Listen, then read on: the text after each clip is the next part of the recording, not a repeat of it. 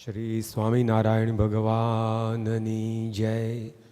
અક્ષર પુરુષોત્તમ મહારાજની જય.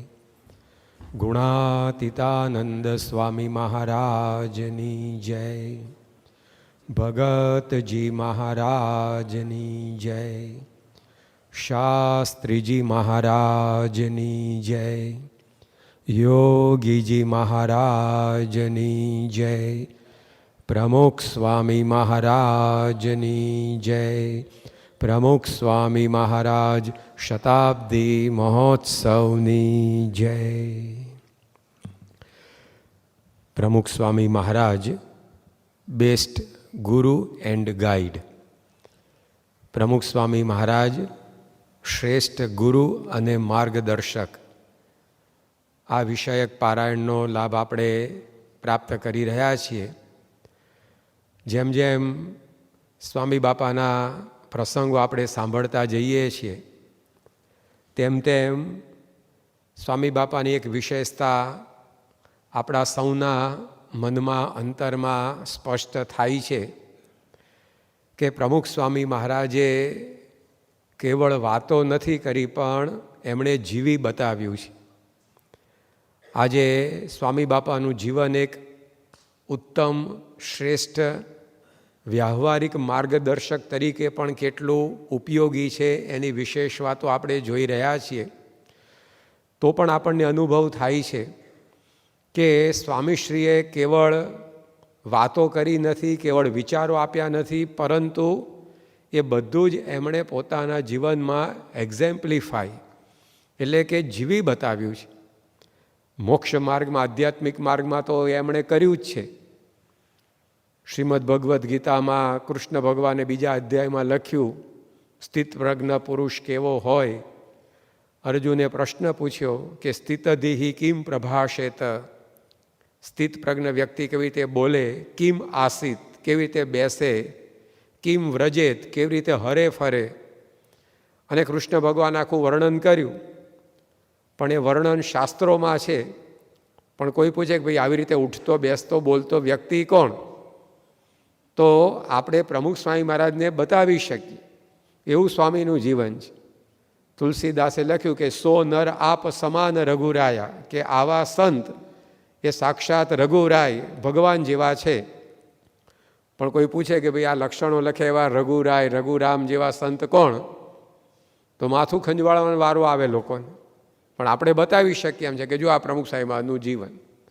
તો આધ્યાત્મિક માર્ગે શાસ્ત્રોમાં જે કંઈ લખાયું છે તો બધું એમણે ચરિતાર્થ કર્યું છે. પણ આ લૌકિક માર્ગમાં એક કુશળ માર્ગદર્શક, એક કુશળ વ્યવહારુ વ્યક્તિ એ કેવી હોય એની વાતો પણ જે દુનિયામાં ચર્ચાય છે પણ એમના જીવનમાં આપણને જોવા મળે છે. એ એમના જીવનની અંદર આપણને એક વિશેષતા હર હંમેશ દેખાય છે કે એમણે વાતો કરી છે એના કરતાં વધારે વર્તી બતાવી. બહાર લોકો વર્તે છે એવું શું, બોલે છે જાજુ. દુનિયામાં વિચારાય છે ઘણું, બોલાય છે ઘણું, લખાય છે ઘણું, પણ જીવાય છે એવું ક્યાં આગળ? એ સ્વામી પાસે આપણને દેખાય. અમેરિકાની અંદર એક લેખક થઈ ગયા, જ્હોન ગ્રે, અત્યારે પણ હશે. એમણે એક પુસ્તક લખ્યું. આમ બહુ વિદ્વાન વ્યક્તિ, કોલંબિયા પેસિફિક યુનિવર્સિટીમાંથી એમણે PhD કરેલું. અને એમણે પુરુષ અને સ્ત્રી વચ્ચે થતા વિખવાદો મટાવવા માટે ધન્યો ગૃહસ્થાશ્રમ, આનો અનુભવ સૌને થાય એના માટે, પતિ પત્નીના ખટરાગો ઓછા થાય, માનવીય સંબંધો સારી રીતે મેનેજ થાય એના માટે પુસ્તક લખ્યું, men from Mars and women from Venus. પુરુષ છે એ મંગળ ઉપરથી આવ્યો છે અને સ્ત્રી છે એ શુક્ર ગ્રહ ઉપરથી આવેલા છે. એટલે ટૂંકમાં કે બંનેના બેકગ્રાઉન્ડ જુદા છે, બંનેનો અભ્યાસ જુદા છે, બંનેનો ઉછેર જુદો છે, બંનેની વિચારધારા જુદી છે. હવે દૈવ યોગે તમે બે ભેગા થયા છો લગ્ન ગ્રંથિથી, પણ હવે ઉછેર જુદા, બેકગ્રાઉન્ડ જુદા, ભણતર જુદું, વિચારો જુદા, રસ રુચિ જુદા, એટલે ટકરામણ તો થાય. પણ કે લેખકનો દાવ એવો છે કે હું જે પ્રમાણે કહું છું આ પુસ્તક મેં પ્રમાણે તમે જો રહેશો ને તો તમારું મન મેળે રહેશે, વાંધો નહીં આવે. આવા વિચારથી હમણાં પુસ્તક લખ્યું. અને 1997ની સાલ સુધી આની 50થી 60 લાખ કોપીઓ વેચાઈ ગઈ બજારમાં, કારણ કે આની તો લગભગ ઘણા જરૂર પડે પાછી, એટલે 61 લાખ કોપીઓ વેચાઈ ગઈ. 6 વર્ષ સુધી તો સૌથી વધુ વેચાતા પુસ્તકોની યાદીમાં પહેલો નંબર આનો આવે, એટલું વિશ્વમાં ઉપડ્યું. સન્ડે ટાઈમ્સના એક લેખક નિગલ પેરી, એણે પોતે મંતવ્ય એવું આપ્યું કે અમેરિકાનો કાર્નેગી હોલ ગમે તેવો પ્રખર વક્તા હોય તો પણ પૂરેપૂરો કદી ભરાતો નહોતો, પણ જે દિવસે જ્હોન ગ્રે બોલવા આવે માનવીય સંબંધો ઉપર તો આખો હોલ છલકાઈ જાય. તો આટલું બધું એનું વ્યાખ્યાન, આટલું બધું એનું પુસ્તક બંને લોકપ્રિય. પરંતુ એ વ્યક્તિ જેણે આવા વિચારો આપ્યા, વાતો કરી, પણ એણે 2 વાર છૂટાછેડા લીધા. કોણ જાણે એ 2 કયા ગ્રહ ઉપરથી ટપક્યા હશે. એટલું નહીં, ત્રીજી વારના પત્ની એ પણ એવું કહેતા કે આ વ્યક્તિ સભાઓમાં મારા એની સાથેના મનમેળના જે કંઈ દ્રષ્ટાંતો આપે છે ને તદ્દન જૂઠા છે, કે અમારે કોઈ આવો મનમેળ જ નથી લ્યો. તો જો બોલવું સહેલું છે, લખવું સહેલું છે, વિચારવું સહેલું છે, કારણ કે બધું પંખા નીચે બેસીને થાય, એસી ઓફિસમાં થાય, પણ જ્યારે પ્રમાણે વર્તવાનું આવે ત્યારે અઘરું છે. પ્રમુખ સ્વામી મહારાજની વિશેષતા આ છે કે એમણે મેનેજમેન્ટના વિચારો નથી આપ્યા, મેનેજમેન્ટની વાતો નથી કરી, પણ જે કંઈ પણ મેનેજમેન્ટની વાતો એ બધી એમણે જીવી બતાવી છે. જેમ આધ્યાત્મિક માર્ગે what our sages thought in ages, he is living in one life. યુગો સુધી આપણા ઋષિઓએ ચિંતન મનન કરીને એક આદર્શ સંત કેવો એનું જે ચિત્ર દોરી આપ્યું 95 વર્ષમાં પ્રમુખ સ્વામી મહારાજે જીવી બતાવ્યું, એવી જ રીતે વ્યવહાર માર્ગની અંદર પણ એક ઉત્તમ નેતા કેવો હોય, એક કુશળ મેનેજર કેવો હોય, એનું જે કંઈ પણ વર્ણન ઉત્તમ કક્ષાના મેનેજમેન્ટ નિષ્ણાતોએ કર્યું એ બધું જ પ્રમુખ સ્વામી મહારાજે આત્મસાત કરી બતાવ્યું છે. એ એમની વિશેષતા. એટલા માટે બેસ્ટ ગુરુ છે, બેસ્ટ ગાઈડ છે, કારણ કે એમણે ચરિતાર્થ કર્યું છે. એવા પ્રમુખ સ્વામી મહારાજના હ્યુમન મેનેજમેન્ટનો આપણે વિચાર કરી રહ્યા છીએ. એમાં 2 વસ્તુ આપણે જોઈ કે મેનેજમેન્ટ ઓફ હ્યુમન ઇમોશન્સ, માનવીય લાગણીઓનું મેનેજમેન્ટ સ્વામીએ કેવું કર્યું. બીજી વાત જોઈ કે મેનેજમેન્ટ ઓફ હ્યુમન નીડ્સ, માનવીય જરૂરિયાતો, માનવીય માગણીઓનું પ્રમુખ સ્વામી મહારાજે કેવું કુશળ મેનેજમેન્ટ કર્યું. ગઈકાલથી આપણે વિષય શરૂ કર્યો છે કે મેનેજમેન્ટ ઓફ હ્યુમન નેચર. આપણે ઘણીવાર સાંભળીએ છીએ મનુષ્યની વ્યાખ્યા કે main is A social animal, મનુષ્ય એક સામાજિક પ્રાણી છે. કાર્લ પિબ્રામે એવું કહ્યું કે main is A musical animal, મનુષ્ય એક સંગીતમય પ્રાણી છે. એરિસ્ટોટલ એવું બોલી ગયા કે main is A rational animal, મનુષ્ય એક બુદ્ધિશાળી પ્રાણી છે. મારો પ્રાણી તો રહે છે જ પણ દરેકમાં, પણ main is social animal, main is rational animal, main is musical animal, કે મનુષ્ય એ સામાજિક છે, બુદ્ધિશાળી છે, એ સંગીતમય છે. એની અંદર ઉમેરો કરો તો એક વ્યાખ્યા આવી પણ આપવામાં આવે છે કે મેન ઇઝ એ ટેમ્પરામેન્ટલ એનિમલ, એ સ્વભાવયુક્ત પ્રાણી છે. પાછું અનેક પ્રકારના સ્વભાવ આપણને મનુષ્યમાં જોવા મળે, ખારા અને ખોરા, આખરા ને અકારા, તુરા ને બુરા, એ બધા સ્વભાવોનું ઘર એટલે મનુષ્ય. એ તમારી સામે તમને યાદ પણ કરે ને તમારી સામે ફરિયાદ એ કરે, 2 હોય આનામાં. એ મદદ માટે પણ હાથ લંબાવે ને મારવા માટે પણ હાથ ઉગામે. એ ધાર્યું કરાવવા રડે ખરો, ધાર્યું કરાવવા લડે ખરો પાછું. તો આવું બધું અનેક પ્રકારનું સ્વભાવનું તંત્ર એ મનુષ્યમાં છે. પરંતુ ઉત્તમ નેતા, કુશળ માર્ગદર્શક પોતાની સાથે જે કોઈ વ્યક્તિઓ હોય એમના નેચરને, આવા સ્વભાવોને પણ મેનેજ કરીને એક ઉત્તમ પ્રકારનું કાર્ય કરી બતાવે છે. જેમ કુશળ રસોઈઓ હોય એ બધી જ પ્રકારના મસાલાઓને ભેગા કરીને સારી સ્વાદિષ્ટ રસોઈ બનાવે છે. રસોડાની અંદર મસાલિયામાં મીઠું છે એ ખારું હોય છે, મરચું છે તીખું હોય છે, ખાંડ છે એ મીઠી હોય છે, ગોળ છે ગળ્યો હોય છે, જીરુંનો સ્વાદ જુદો, અજમાનો સ્વાદ જુદો, બધા જે કંઈ પણ ઉપકરણો એ બધાના સ્વાદ જુદા છે, બધાના ટેસ્ટ જુદા છે, બધાના સ્વભાવ જુદા છે. પણ રસોઈઓ એ બધાનો ઉપયોગ કરીને આપણે આંગળા કરડી ખાઈ એવી સરસ રસોઈ બનાવે છે. તો એમ આદર્શ નેતા, કુશળ મેનેજર એ પણ એની સાથે જે કંઈ કર્મચારીઓ કામ કરે છે એના ભલે સ્વભાવો જુદા જુદા હોય, પણ એ સ્વભાવોનું એવું સંયોજન કરે છે કે સારામાં સારું કાર્ય થાય છે. એ કાર્યમાં સામેલ થનારા વ્યક્તિને પણ સંતોષ થાય ને જે કાર્ય જુએ એને પણ સંતોષ થાય. તો એ પ્રમુખ સ્વામી મહારાજની વિશેષતા છે. આ જ ખરો નેતા છે. હિતોપદેશની અંદર સંસ્કૃત સાહિત્યનો ગ્રંથ જેમાં લખ્યું છે કે મંત્રીણામ ભિન્ન સંધાને ભેષજાનામ સાન્નિપાતકે કર્મણી વ્યજતે પ્રજ્ઞા સ્વસ્થે કોવાન પંડિત. જ્યાં સુધી પ્રશ્ન પૂછાયો ના હોય ત્યાં સુધી તો બધા પંડિત જ છે ને, પણ પ્રશ્ન પૂછાય ત્યારે બુદ્ધિ કેટલી છે ખબર પડે. તો વિદ્વાનની પરીક્ષા એ જ્યારે એને પ્રશ્ન પૂછાય ત્યારે થાય. જે ડૉક્ટર છે એની પરીક્ષા એ કેવી રીતે રોગને મટાડી શકે છે, હેન્ડલ કરી શકે છે, તે વખતે થાય. કચ્ચા પક્કા પારખા જબ નીકળે તલવાર, શૂરવીરની પરીક્ષા જ્યારે તલવારો નીકળે ત્યારે થાય. ભાઈ ફોટામાં તો બધા શૂરવીર લાગતા હોય એડમિરલ જેવા, કારણ કે તો ફોટો સ્ટુડિયોમાં જઈને પડાયો હોય, 2 બિલ્લા અહીંયા લગાડે, 2 બિલ્લા અહીંયા લગાડે, માથે ટોપો મૂકે, પણ ભાઈ સાહેબ ગરોળી નીકળે તોય ભાગતા હોય પાછા. પણ શૂરવીરની પરીક્ષા ફોટો જોઈને ન થાય, એ જ્યારે તલવારો નીકળે ત્યારે થાય.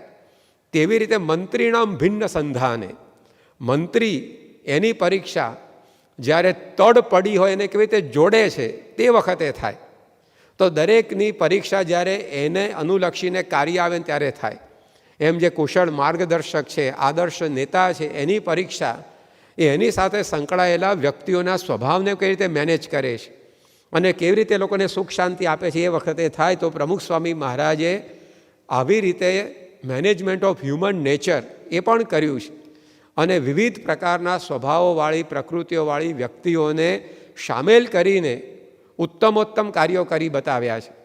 સ્વાભાવિક રીતે ઘણા બધા સ્વભાવો હોય છે, પણ એમાં 2 મુખ્ય સ્વભાવો અહમ અને મમત્વના હોય છે, જેને લીધે કોઈ પણ જગ્યાએ કાર્યને ઠેસ પહોંચતી હોય છે, કાર્યો બગડતા હોય છે, ઠેલાતા હોય છે. અહમની અથડામણ અને મમત્વની મારામારી, આ 2 સ્વભાવોના જે પ્રશ્નો હોય છે એના મૂળની અંદર હોય છે. તમે કોઈ પણ જગ્યાએ પ્રશ્ન થાય, જો આપણે ઊંડા ઉતરીએ તો આપણને આ 2 સ્વભાવો એ મુખ્યપણે દેખાય છે. એક તો અહમ હોય વ્યક્તિઓનું અને બીજું મમત્વ હોય. તો હવે સ્વામી બાપાએ આ જે સ્વભાવો છે મનુષ્યોના, એને સરસ રીતે મેનેજ કરીને કાર્યો કર્યા છે. ગઈકાલે આપણે જોયેલું કે જુદી જુદી 12 પદ્ધતિઓ આ હ્યુમન નેચરને મેનેજ કરવા માટે મેનેજમેન્ટે ઉદ્બોધી છે. Listen, listen and then listen some more, separate the people from the problem, concentrate on interest not on positions. તો આવા બધા સિદ્ધાંતો જે કંઈ પણ છે એ સ્વામીશ્રીના જીવનની અંદર આપણને ચરિતાર્થ થયેલા દેખાય છે. એકવાર એક સેન્ટરની અંદર એક માતા, એમના તરફથી સ્વામી બાપાની ઉપસ્થિતિમાં જ પારાયણનું આયોજન કરવામાં આવેલું. હવે જે માતુશ્રી હતા એમના 2-3 દીકરાઓ હશે, એમાંથી એક દીકરા સાથે એમને અણ બનાવ અને ઘણા વખતથી એ દીકરા સાથેનો બોલવા ચાલવાનો બધો વ્યવહાર એમણે બંધ કરી દીધેલો. અને જેમ જેમ સમય પસાર થાય તેમ તેમ એ ગૂંચ વધારે જ ગૂંચવાતી હોય, એ ઉકલતી નથી હોતી. એટલે પરસ્પર આ અથડામણનું જે વાતાવરણ એ કુટુંબની અંદર ઘણું બધું વધી ગયેલું. હવે જ્યારે માતુશ્રી તરફથી પારાયણ બેસાડવામાં આવી અને સ્વામી બાપાની જાણમાં આ વાત આવી કે એ માતાએ પોતાના બધા સંબંધોના પારાયણમાં આમંત્રણ આપ્યું છે, પરંતુ પોતાના દીકરા જેની સાથે એમને અણ બનાવે છે ને એને પારાયણમાં આવવાનું આમંત્રણ આપ્યું નથી. સ્વામીશ્રી આ જાણ્યું ત્યારે સ્વામીશ્રીએ પોતે સક્રિય થઈને સામેથી જે દીકરાને આમંત્રણ આપવામાં આવ્યું નહોતું એને પણ બોલાવ્યો અને એને પણ મહાપૂજાની વિધિમાં બેસાડ્યો. અને એક હરિભક્ત દ્વારા એમણે પેલી માતાને કેવડાવડાવ્યું કે તમે એમને જઈને વાત કરો કે આટલી મોટી પારાયણ તમે કરાવો છો અને બીજું બધું તમે મૂકી દીધું છે, તો આ પણ આ પારાયણ નિમિત્તે બધું મૂકી દો. જતી ઉંમરે દીકરાઓ આપણી સાથે હોય એનાથી વધારે રૂડું શું છે બીજું. અને એમ સ્વામીએ થોડી ઘણી વાતો એમના દ્વારા કેવડાવડાવી. સ્વામીશ્રીના વચનોથી એ માતાના હૃદયમાં વ્યાપેલી કડવાશ એ સંપૂર્ણપણે દૂર થઈ અને એણે પ્રમુખ સ્વામી મહારાજને કહેવડાવ્યું કે તમે સ્વામી બાપાને કહેજો કે હું હવે સંપ્રદાયમાં બીજી ફૈબા બનવા માગતી નથી, હું મારા પુત્રને બોલાવીશ.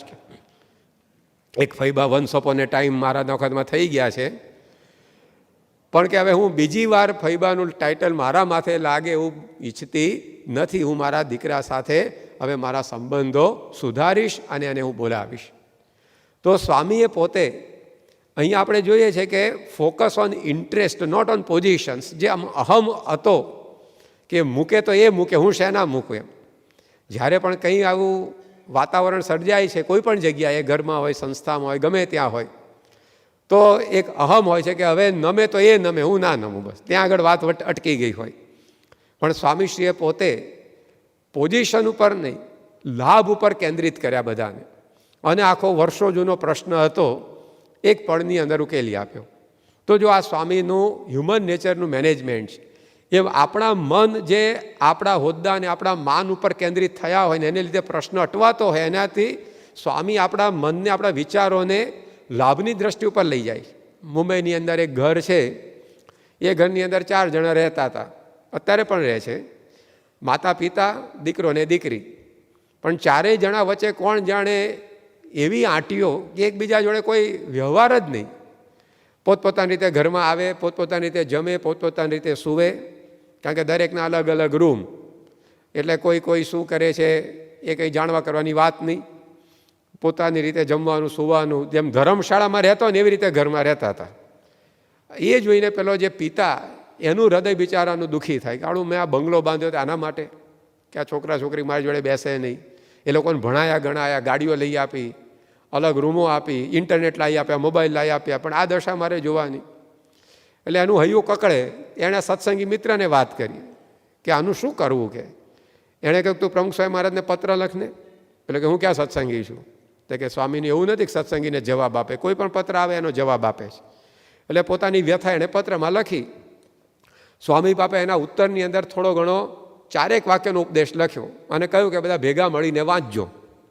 પત્ર ઘેર આવ્યો, બાપાની સૂચના હતી કે ભેગા મળીને વાંચવું, એટલે બધા ભેગા થયા. કેટલાય સમય પછી પહેલી વાર આ રીતે બધા ભેગા થયા ઘરમાં. આમ ભેગા થતા હતા પણ ક્યારે ઝઘડવાનું હોય ત્યારે જ, બાકી જમવામાં ભેગા ન થાય, સુવા માટે ભેગા ન થાય, પણ ઝઘડવાનું હોય ત્યારે બિચારા ભેગા થતા હતા. પહેલી વાર સ્વામીએ લખેલું બધા ભેગા થઈને વાંચજો, અને સ્વામીને પત્ર વંચાયો.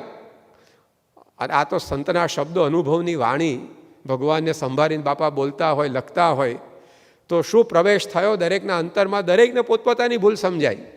દરેકને થયું કે whatever wrong is wrong with me. અને બધાએ એટ એ ટાઈમ કબૂલ કર્યું કે હવે આપણે આપણા ઘરની અંદર સંવાદિતાથી રહેવું છે. અને એ ઘર જે નરક જેવું હતું, નંદનવન જેવું થઈ ગયું.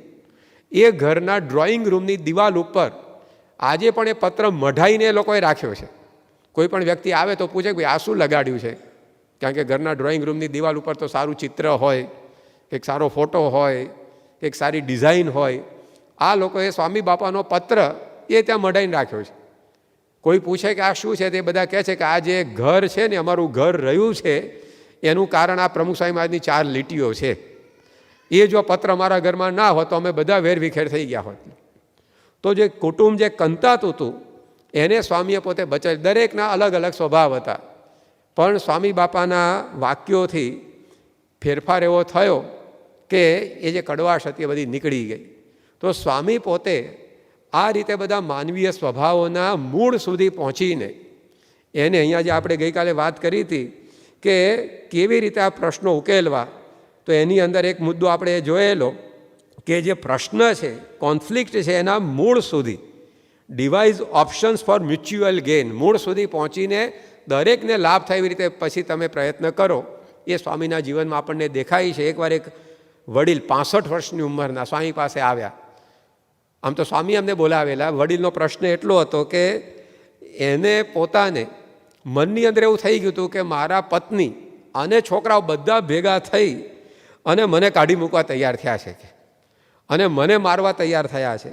એટલે મારે એમની ભેગા રહેવું નથી. હું પેન્શન ઉપર દિવસો કાઢીશ, પરંતુ આ ઘરની અંદર હવે મારે રહેવું નથી. મા અને દીકરાઓ ભેગા થઈને હવે મારું કાસળ કાઢવા તૈયાર થયા છે. એટલે 65 વર્ષની ઉંમરે છૂટાછેડાના કાગળિયા તૈયાર કરી નાખેલા એમણે.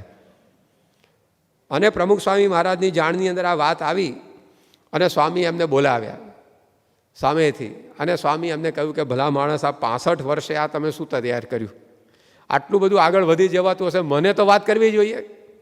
તમારે આ બધો વિચાર કર્યો પણ મને કંઈ જણાયું નહીં. આ તો મને કોકને દ્વારા ખબર પડીને હું તમને પૂછું છું ત્યારે તમે મને કહો છો.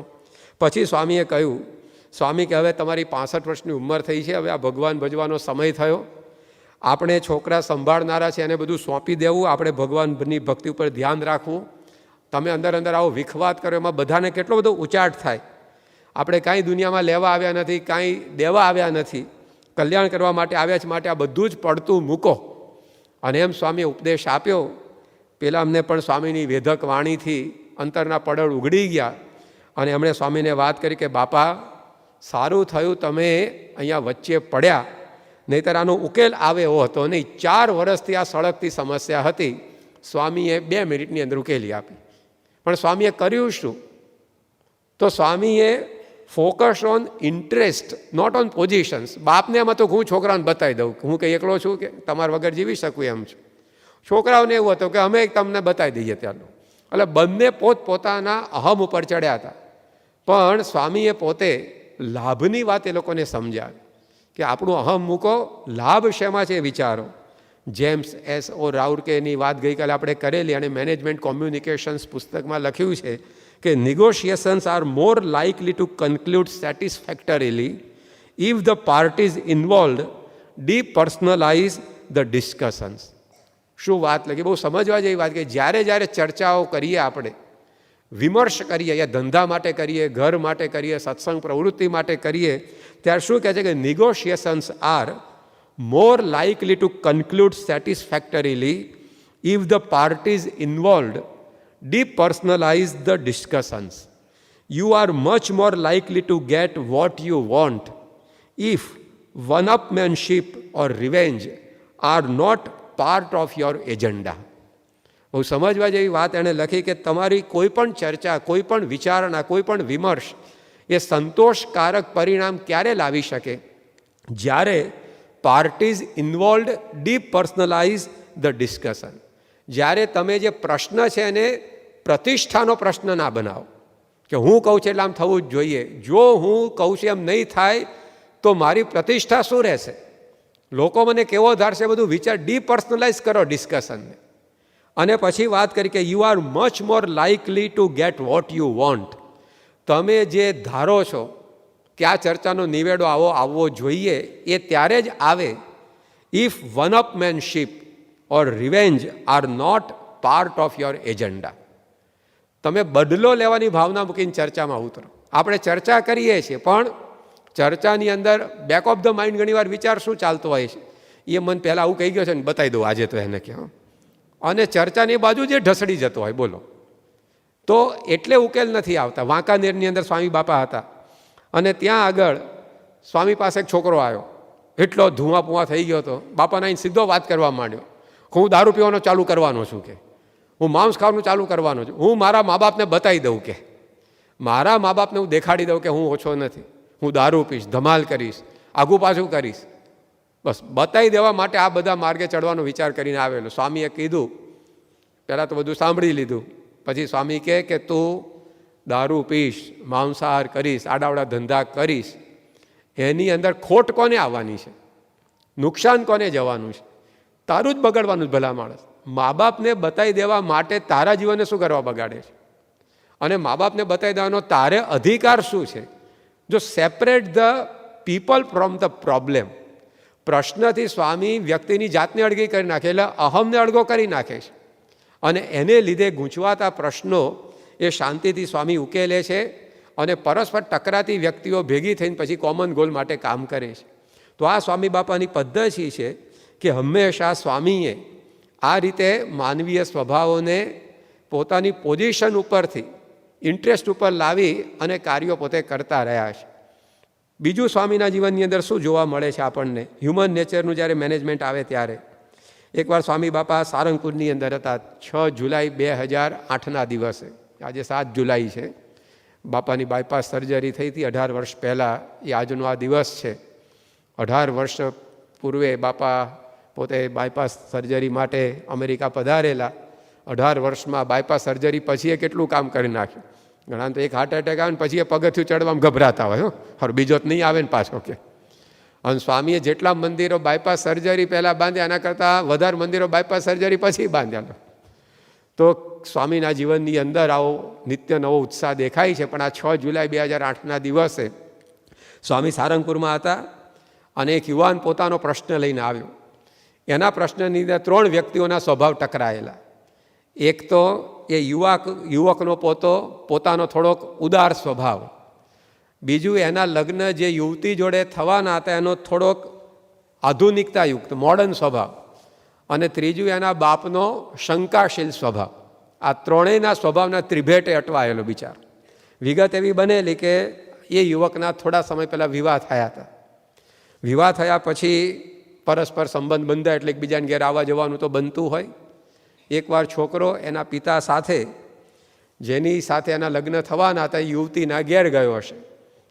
એ વખતે એમના ઘરમાં કંઈ ફંક્શન હતું એટલે યુવતીના પણ ઘણા બધા સંબંધીઓ તો એકત્રિત થયેલા.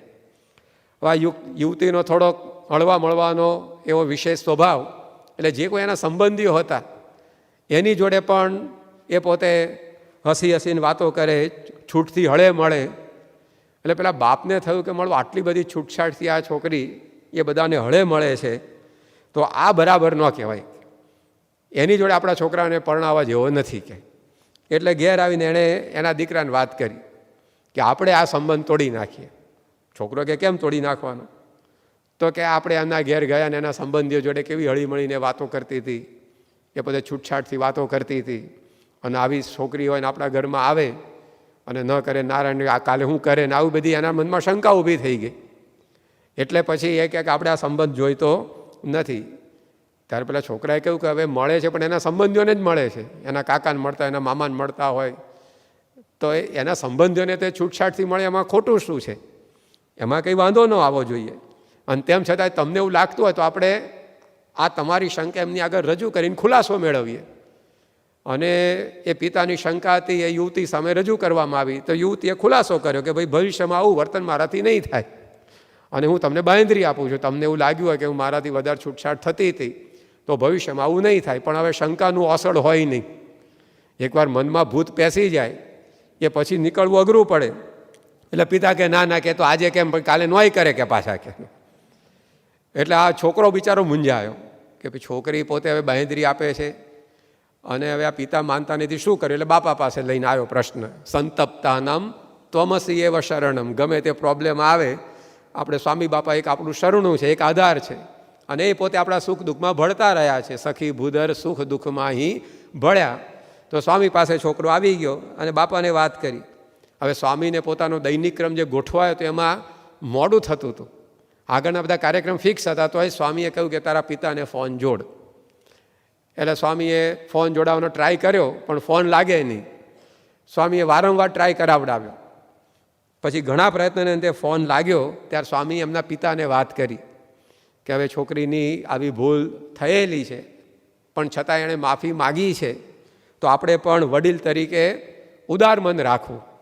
આમે વડીલની વ્યાખ્યા જ આ છે, જેનું વડું દિલ હોય એ વડીલ કહેવાય.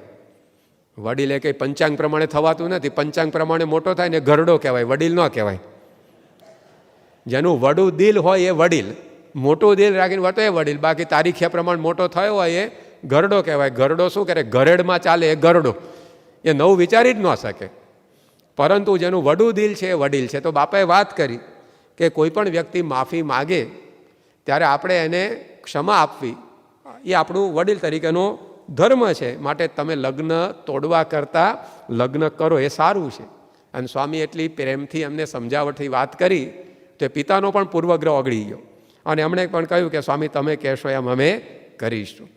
તો જો આખો આ સ્વભાવનો પ્રશ્ન હતો, સ્વામીએ શું કર્યું?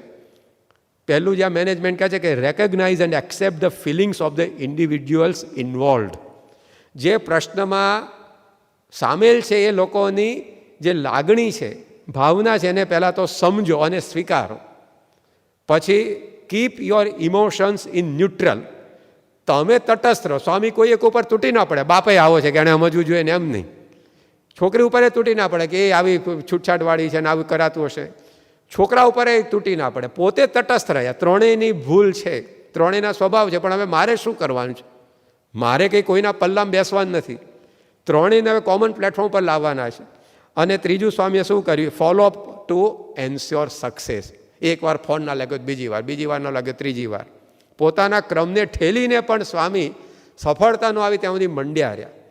તો જો આ મેનેજમેન્ટ આજે જે કહે છે કે હ્યુમન નેચરને તમે આ રીતે મેનેજ કરો તો સ્વામી પોતે આવા તો કેટલા બધા પ્રશ્નો અત્યાર સુધી એમણે ઉકેલ્યા છે, જે સ્વભાવની અથડામણના ટકરામણના હોય છે.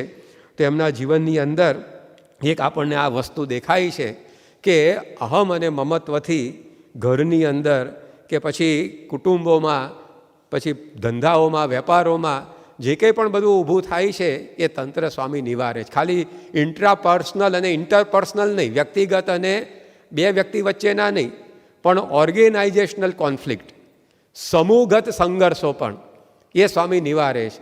ભાવનગરની અંદર ગોહિલવાડ પંથકમાં કુકડ ગામના ગોવિંદાણી ગોહિલો, એના 12 ગામ, અને ઓદરકા ગામના ઘોઘારી ગરાસિયાઓ, એમના 33 ગામ, 45 ગામો વચ્ચે અપૈયા હતા. અપૈયા એટલે પાણીએ નહીં પીવાનું એકબીજાના ગામનું. એટલી બધી વાત વટે ચડી ગઈ હતી, એટલી બધી વાત આંટી ઉપર આંટીઓ વળતી ગઈ હતી. અને 200 વર્ષથી આ અપૈયા બધા ચાલતા હતા. 45 ગામોના માણસો એકબીજાનું પાણી પીવે નહીં, અને એવું 200 વર્ષથી ચાલતું હતું. અંગ્રેજ અમલદારો એમાં પડ્યા હતા વચ્ચે કે આ ઉકેલ લાવી દઈએ, પરંતુ એમનાથી કોકડું ગૂંચવાયું, ઉકલ્યું નહોતું, ઉલટાનું વધારે ગૂંચવાયું હશે, કારણ કે ડિવાઇડ એન્ડ રૂલ નીતિ હોય એ લોકોની. તો પછી સમાજ સેવકો, રાજકીય નેતાઓ, આ બધા અંદર પડ્યા, પણ કોઈ ઉકેલ આવે નહીં. બાપાને આ વાતની જાણ થઈ અને સ્વામીએ બંને ગામના વડીલો, આયાતો, આગેવાનોને એકત્રિત કર્યા, અને 12મી એપ્રિલ 1990ના દિવસે 45 ગામ વચ્ચેના આ અપૈયા 200 વર્ષ જૂના સ્વામીએ તોડ્યા, અને 2 ગામોના લોકોને એકબીજાના પાણી પીવડાયા. તો 2 વ્યક્તિ વચ્ચે હોય કે વ્યક્તિગત હોય કે આવા મોટા સમુદાયો વચ્ચે હોય, પણ સ્વામીશ્રીએ પોતે આ રીતે બધું હેન્ડલ કર્યું છે. અને આ માનવીય સ્વભાવો એને મેનેજ કરી સારામાં સારા કાર્યો કરી બતાવ્યા છે. જ્હોન મેક્સવેલે સાચા લીડરની વાત કરતાં લખ્યું છે કે leadership is not about power, it's not about control. Leadership એ કોઈ સત્તા, ધાક, ધમકીની વાત નથી. Leadership is not about power, it's not about control. બીજાને હું વશમાં રાખું, એની ઉપર આધિપત્ય જમાવું, એવી વાત લીડરશીપમાં નથી આવતી. It's about helping people live according to the vision. તમારો જે ઉદ્દેશ્ય છે એ પ્રમાણે લોકોને જીવતા કરવા, એ લીડરશીપની અંદર આવતી વાત છે. લીડરશીપ એ કોઈ ધાક ધમકી કે બોસિંગની વાત નથી, પણ it's about helping people live according to your vision. And as a leader, the way you serve the vision is by developing people so they can work on that vision even when you are not around. તમે ન હો તો પણ તમે કહ્યું એ પ્રમાણે બધા જીવતા રહે, એ સાચી લીડરશીપ છે. The ultimate sign of an effective leader is what happens when you are not there. Leader ના હોય તો પણ તંત્ર ચાલતું રહે, એ ઇફેક્ટિવ લીડર છે. આજે પ્રમુખ સ્વામી મહારાજે એ કાર્ય કરી બતાવ્યું છે. છેલ્લા 3 વર્ષથી પ્રમુખ સ્વામી મહારાજ સારંગપુરમાં વિદ્યમાન છે. કોઈ મિટિંગ નહીં, કોઈ પત્ર વ્યવહાર નહીં, કોઈ ફોન નહીં, કોઈ વ્યક્તિગત મુલાકાત નહીં, અને તેમ છતાં પણ સ્વામીએ આપણા સ્વભાવો, આપણી માગણીઓ, આપણી લાગણીઓને એવી રીતે મેનેજ કરી છે કે સંસ્થાનું કાર્ય કેટલું સુંદર રીતે ચાલી રહ્યું છે. નથી એકલું ચાલી રહ્યું, વિકસી રહ્યું છે. આજે 3 વર્ષમાં સ્વામી બાપાએ લગભગ 150થી વધારે મંદિરોની પ્રતિષ્ઠા કરી, તો વિકાસ પણ થઈ રહ્યો છે. તો આ છે the ultimate sign of effective leader is what happens when you are not around. આજે દેશ પરદેશમાં રહેતા બાઈ ભાઈ બધા નિયમ ધર્મમાં વર્તે છે. ક્યાં પ્રમુખ સ્વામી મહારાજ બધાને મળે છે, ક્યાં સ્વામી બાપા માથે હાથ મૂકે છે, ક્યાં સ્વામી બાપા વાત કરે છે, પણ તેમ છતાં પણ અનુપસ્થિતિમાં પણ કાર્ય ચાલે, વિકસે, એ અસરકારક નેતા છે. એ પ્રમુખ સ્વામી મહારાજના જીવનમાં આપણને જોવા મળે છે. તો દુનિયાની અંદર લોકો મેનેજમેન્ટની જે વાતો કરે છે, સ્વામીએ કરી બતાવ્યું છે. તો આ મેનેજમેન્ટ ઓફ હ્યુમન નેચર, એની અંદર સ્વામીએ આવા સુંદર બધા પ્રસંગો એ ઉકેલીને આપણને એક દિશા બતાવી છે. ચોથી વસ્તુ આવે છે કે મેનેજમેન્ટ ઓફ હ્યુમન ટેલેન્ટ્સ, માનવીય કૌશલ્ય. એની અંદર પ્રમુખ સ્વામી મહારાજની ખાસિયત એવી રહી છે કે દુનિયાના પ્રત્યેક મેનેજમેન્ટ નિષ્ણાતે એમના ઘૂંટણીએ પડવું પડે, એમ કહીએ તો પણ અતિશયોક્તિ નથી. 5 જુદા જુદા રેફરન્સ, સંદર્ભો દ્વારા આ વિષયને આપણે શરૂ કરીએ.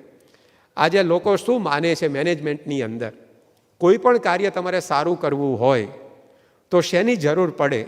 તો સર્વસામાન્ય અભિપ્રાય કેવો છે એના 5 જુદા જુદા સંદર્ભો આપણે જોઈએ. માર્કસ બકિંગહામ અને કર્ટ કોફમેન આ 2 લેખકોએ પુસ્તક લખ્યું છે first break all the rules. એની અંદર એ લોકોએ 400 કંપનીઓના 80,000 મેનેજરોનો સર્વે કર્યો અને પછી એનું તારણ કાઢતા એવી વાત લખી કે the key to excellent performance of course is finding the match between your talents and your role. Every role performed at excellence requires talent. Whether the excellence is celebrated or anonymous, great managers know that excellence is impossible without talent. કોઈ પણ કાર્ય જો તમારે એક્સેલન્સીથી અસાધારણ રીતે કરવું હોય તો ટેલેન્ટની જરૂર પડે. તમારી પાસે કુશળતા ના હોય, આવડત ના હોય તો તમે કોઈ કાર્ય સારી રીતે કરી શકો નહીં.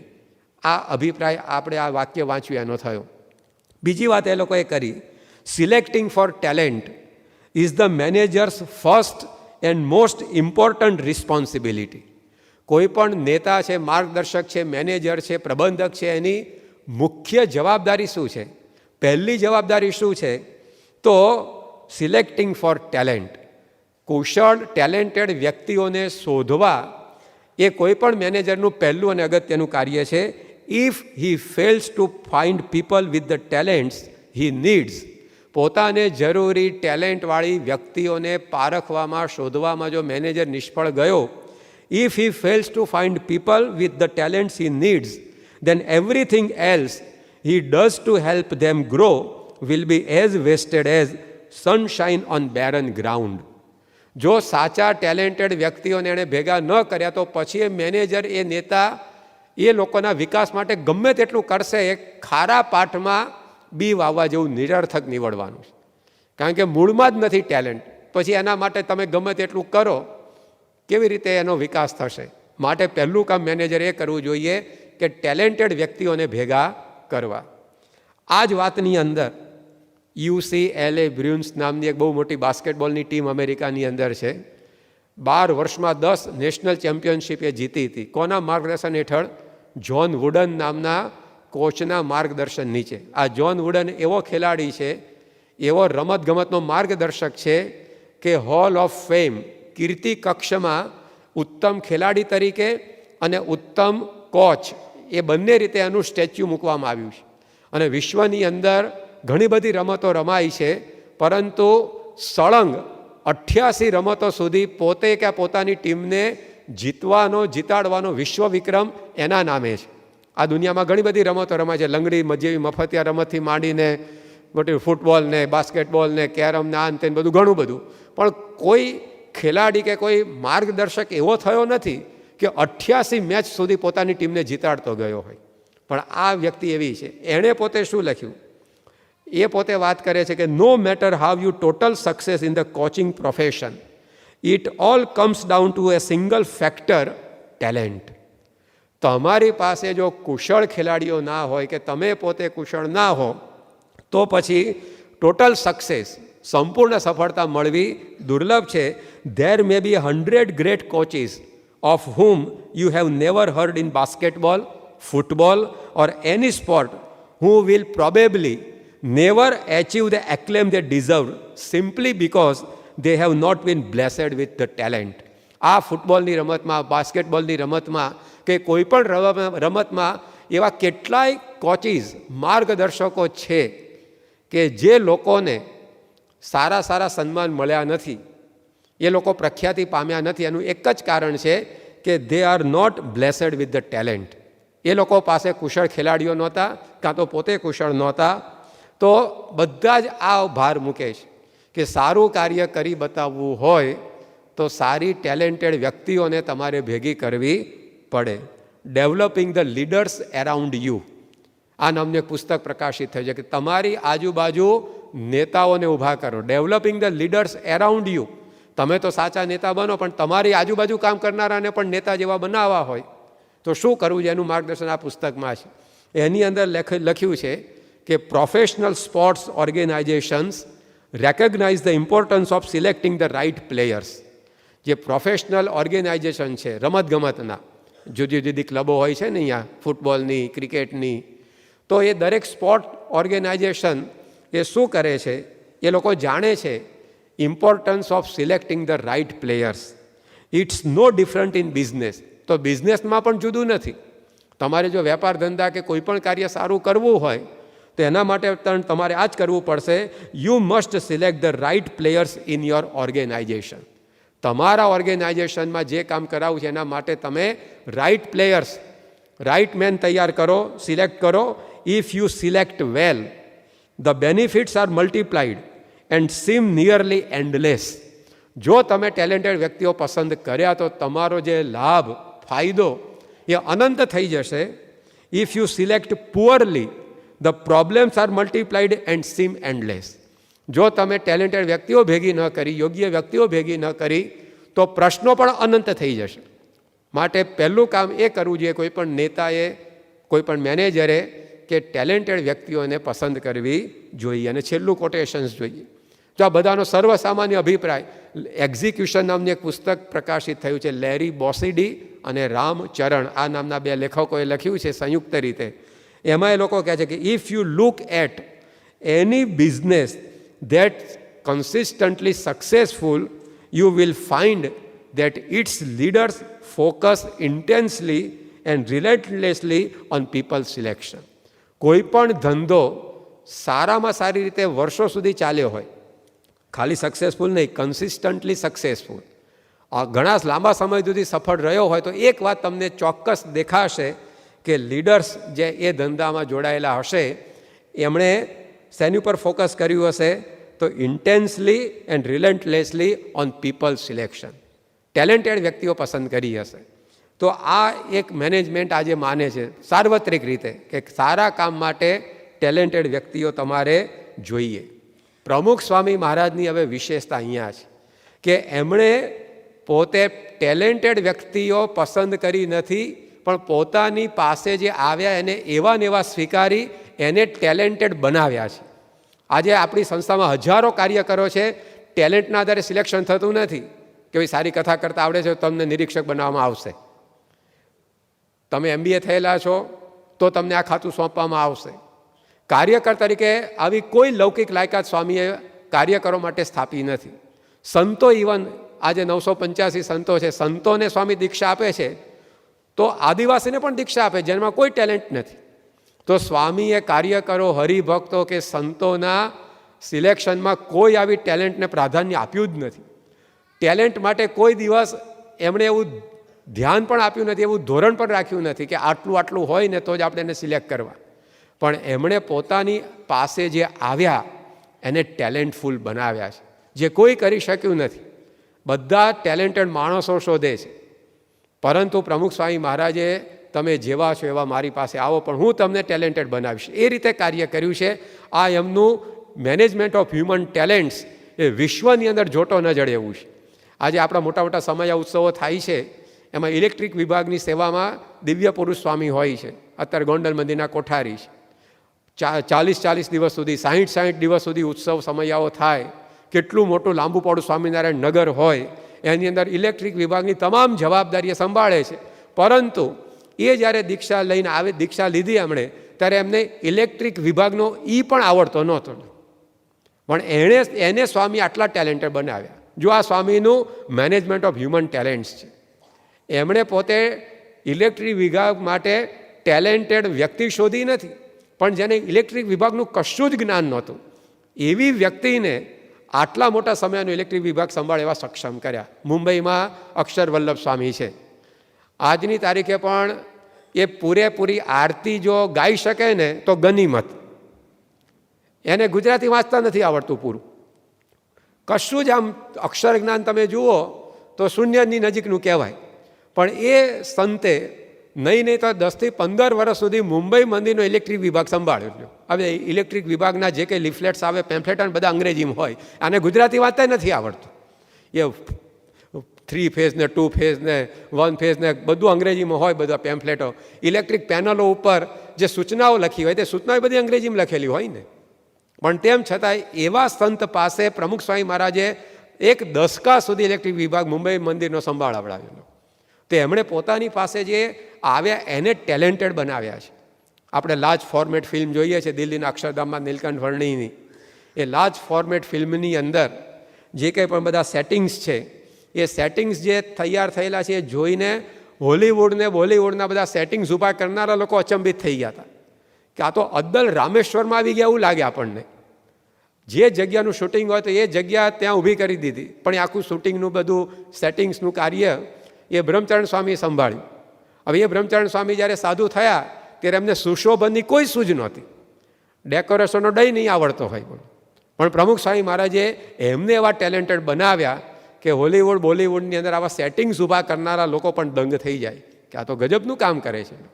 આપણા ભક્તિનંદન સ્વામી છે તો કેટલી સરસ મૂર્તિઓ બનાવે છે. મુંબઈ મંદિરમાં ઘનશ્યામ મહારાજની મૂર્તિ 13 દિવસમાં તૈયાર કરી છે હમણાં. મને લાગે ત્યાં સુધી એ વર્લ્ડ રેકોર્ડ હશે. 13 દિવસમાં આવી મૂર્તિ તૈયાર થાય. 13 દિવસમાં પથ્થરે ન છોલાય, બોલો. 13 દિવસમાં તૈયાર થઈ છે. પણ એમણે જ્યારે દીક્ષા લીધી ત્યારે મૂર્તિ કામનું કાંઈ એમને જ્ઞાન નહોતું, પણ સ્વામી આજે એવા એમને સક્ષમ બનાવ્યા છે, એવા ટેલેન્ટેડ બનાવ્યા છે. તો જો સ્વામીની વિશેષતા છે કે એમણે ટેલેન્ટફુલ માણસો ભેગા કરીને આ સંસ્થા નથી ચલાવી, પણ જે એમની પાસે આવ્યા એને ટેલેન્ટફુલ બનાવી દીધા છે. શ્રીજી સ્વરૂપ સ્વામી જે એમણે અક્ષરધામ દિલ્હીની, ગાંધીનગરની, બીજા બધા મંદિરોની ડિઝાઇનો બનાવી છે.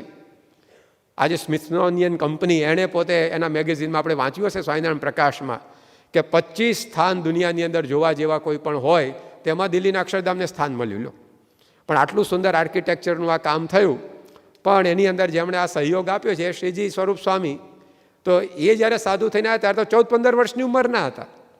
એમને આર્કિટેક્ચરનું કાંઈ જ્ઞાન નહોતું, પણ સ્વામીએ આવી ટેલેન્ટ્સ એની અંદર વિકસાવી. તો જો આ પ્રમુખ સ્વામી મહારાજનું એક મેનેજમેન્ટ છે. કૃષ્ણ સ્વરૂપ સ્વામી છે, અમદાવાદની અંદર ચિત્રો બનાવે છે, સારા સારા બધા ચિત્રો એમના ઘણા આપણે જોયા છે. પ્રદર્શનો પણ બધી મોટી આર્ટ ગેલેરીઓમાં થયા છે. પણ એ જ્યારે સાધુ થયા ત્યારે કે આવા અચ્છા ચિત્રકાર હતા. પછી બાપાએ સિલેક્ટ કર્યા કે ચાલો હવે તમે સારા ચિત્ર બનાવવા કામમાં આવશો. એ ટેલેન્ટ વિકસાવી સ્વામીએ. ત્યાં ગોંડલની અંદર દેવનંદન સ્વામી છે, તો હવે મૂર્તિઓ બધી બનાવે છે, આખું મોટું કારખાનું ઊભું કર્યું છે. હવે એ સાધુ થયા ત્યારે એમને વિચારી નહીં આવે કે હું આવી મૂર્તિઓ ભવિષ્યમાં બનાવીશ. તો આવા તો ઘણા બધા સંતો છે, નાના મોટા તમામ, કે જેની અંદર અત્યારે જે કંઈ પણ આવડતો દેખાય છે તો એ કશું જ એમની પાસે નહોતું, પણ સ્વામી બાપાએ પોતે એ ટેલેન્ટફુલ એમને બનાવ્યા. તો શું કર્યું સ્વામીએ? આ મુદ્દો આપણા બધા માટે એટલા માટે ઉપયોગી છે કે આપણા ઘરની અંદર આપણા દીકરા દીકરીઓ વસે છે, ઘરના સભ્યો વસે છે. એ ઘરના સભ્યોની અંદર અનંત પ્રકારની કુશળતા પડી છે. આપણે બહાર લાવતા સ્વામી બાપામાંથી હવે શીખવાનું છે. આપણા સંતાનોમાં કોઈ ઓછી ટેલેન્ટ નથી, એ કોઈ બુદ્ધું નથી, બધા જ સારામાં સારું કરી શકે એવા છે. પણ હવે શું કરવાનું કે જેથી કરીને બધી ટેલેન્ટ્સ એ બહાર આવે?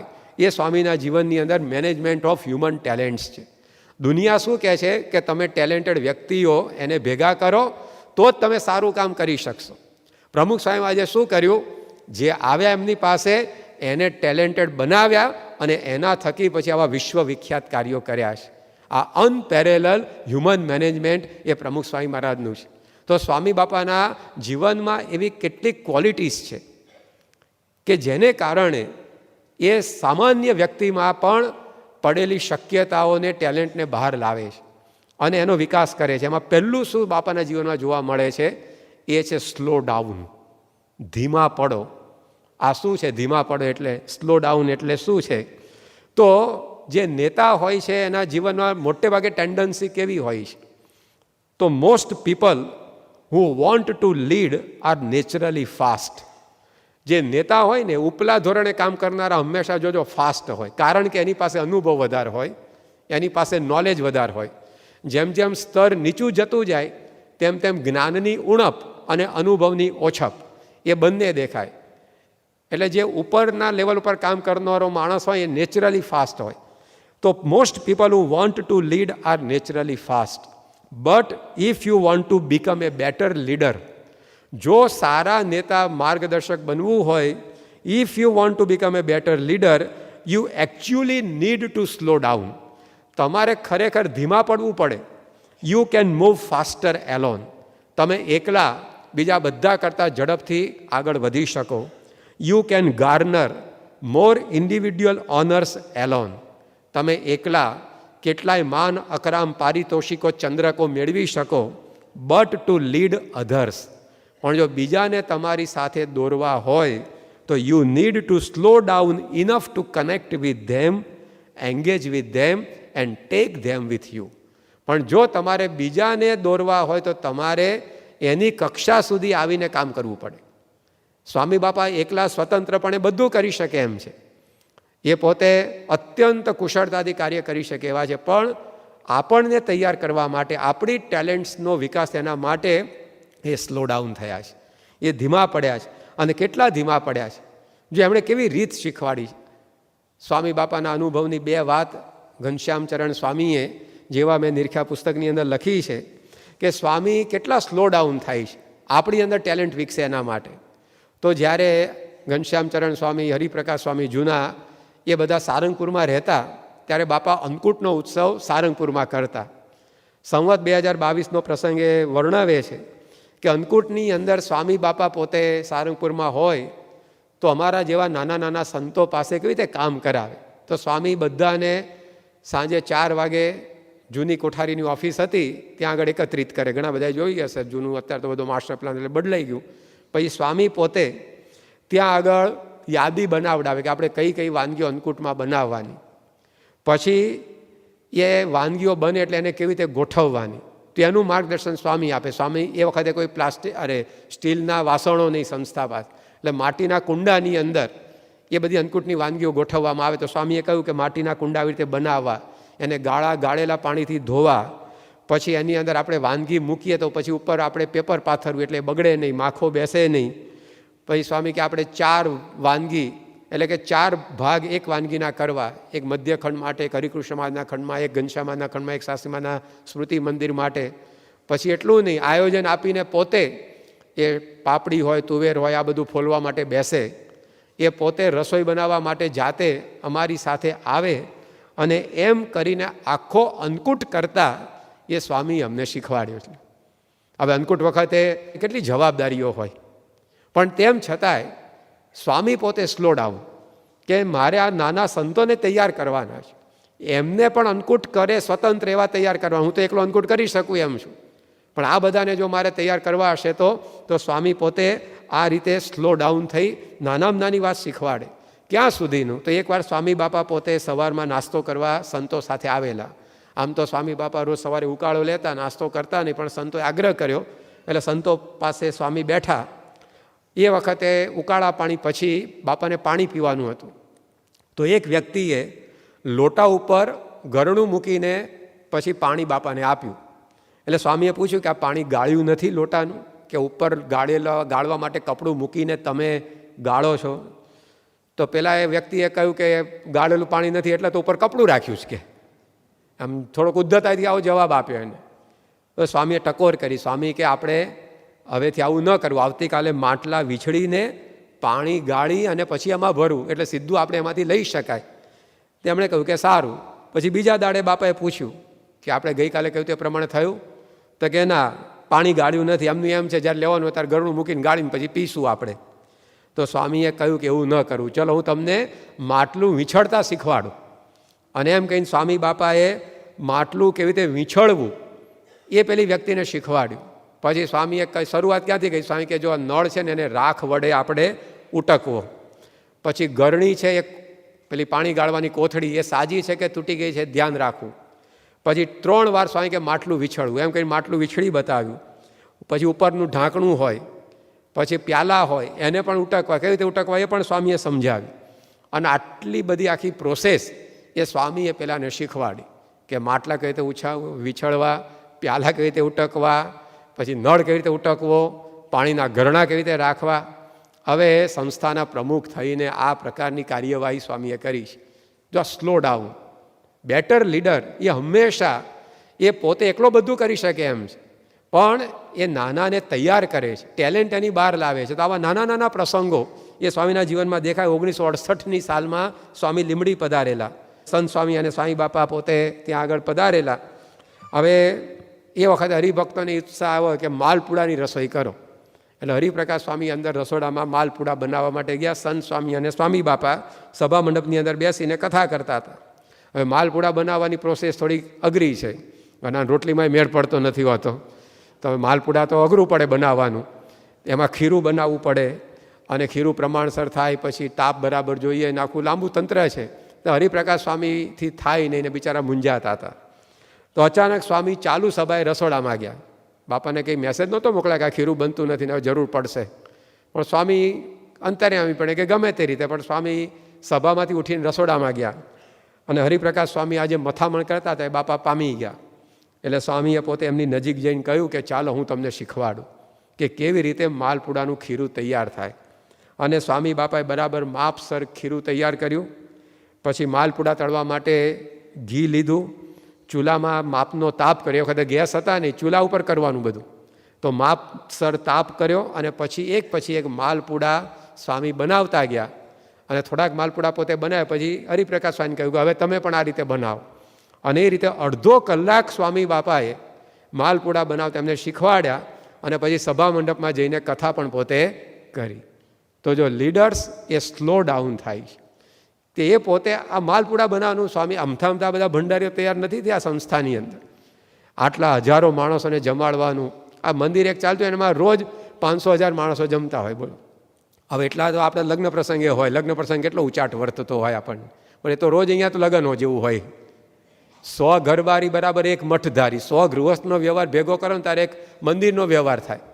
પણ આ બધા સંતો બધી સેવા કરતા હોય છે. તો એ સ્વામીએ આ રીતે તૈયાર કર્યા છે કે દરેકની સાથે બેસીને બધું જ નાનામાં નાનું એમને શીખવાડે. એકવાર સ્વામી ભાદરાની અંદર હતા અને ભાદરાની અંદર એક ભરત નામનો યુવાન સેવા કરે છે. અત્યંત ઇન્ટેલિજન્ટ છે, હકા બાપુની ભાષામાં કહીએ તો.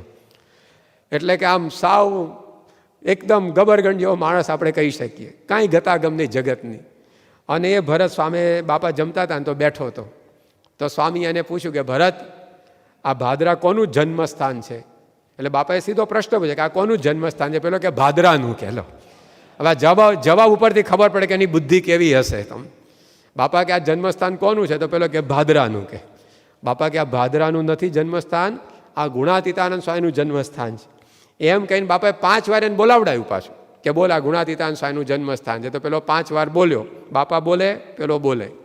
પછી બાપાએ બીજો પ્રશ્ન પૂછ્યો કે ઉપર કોની મૂર્તિ છે? કે જન્મસ્થાનની. કે પેલું ગુણાતીતાનંદ ઘૂંટાઈ ગયું ને એ પાછું વાઇપ ઓફ થઈ ગયું. તરત શું યાદ આવ્યું કે જન્મસ્થાનની મૂર્તિ.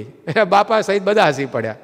પછી સ્વામી કે ના, એમ નહીં, કે ઉપર પહેલી મૂર્તિ છે એ ગુણાતીતાનંદ સ્વામી, બીજી શ્રીજી મહારાજની, ત્રીજી ગોપાલ સ્વામીની. બોલ. એમ કે ત્રણેય મૂર્તિના નામ પાછા 5 વાર બોલાવીને પાકું કરાયું. અને આટલો બધો સમય સ્વામીએ આ ભરત પાછળ કાઢ્યો. આ સ્લો ડાઉનની હદ થઈ ગઈ કહેવાય. આ તો બોલો, આપણે આમ કરીએ જ નહીં આવું કામ.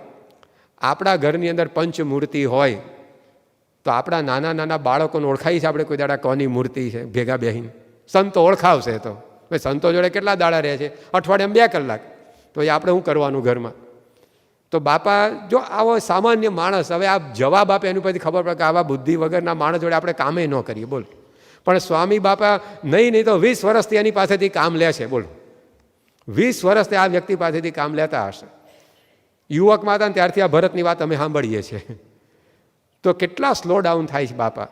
તો એ એમના જીવનની અંદર આપણને દેખાય છે. Leaders are not necessarily the first to cross the finish line. People who run alone are the fastest. Leaders are the first to bring all of their people across the finish line. Leader એ નથી કે બધાને પાછળ રાખીને પોતે એકલો finish line ઓળંગી જાય.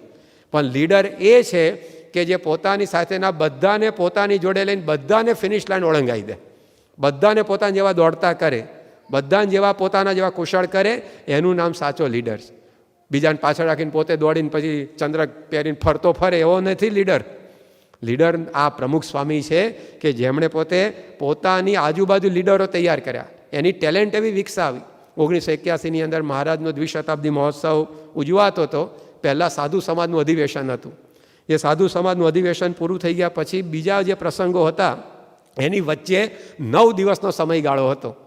તો એ 9 દિવસના સમયગાળામાં નિર્ણય કમિટીમાં એવો લેવાયેલો કે સ્વયંસેવકો જે હોય એને આપણે જમાડવા. કારણ કે નગરનું બધું કામ તો 9 દિવસ પછી શરૂ થવાનું, લોકો જોવા આવવા માટેનું. તો વચ્ચેલા 9 દિવસ આપણે સ્વયંસેવકો સિવાય કોઈને જમાડવા નહીં.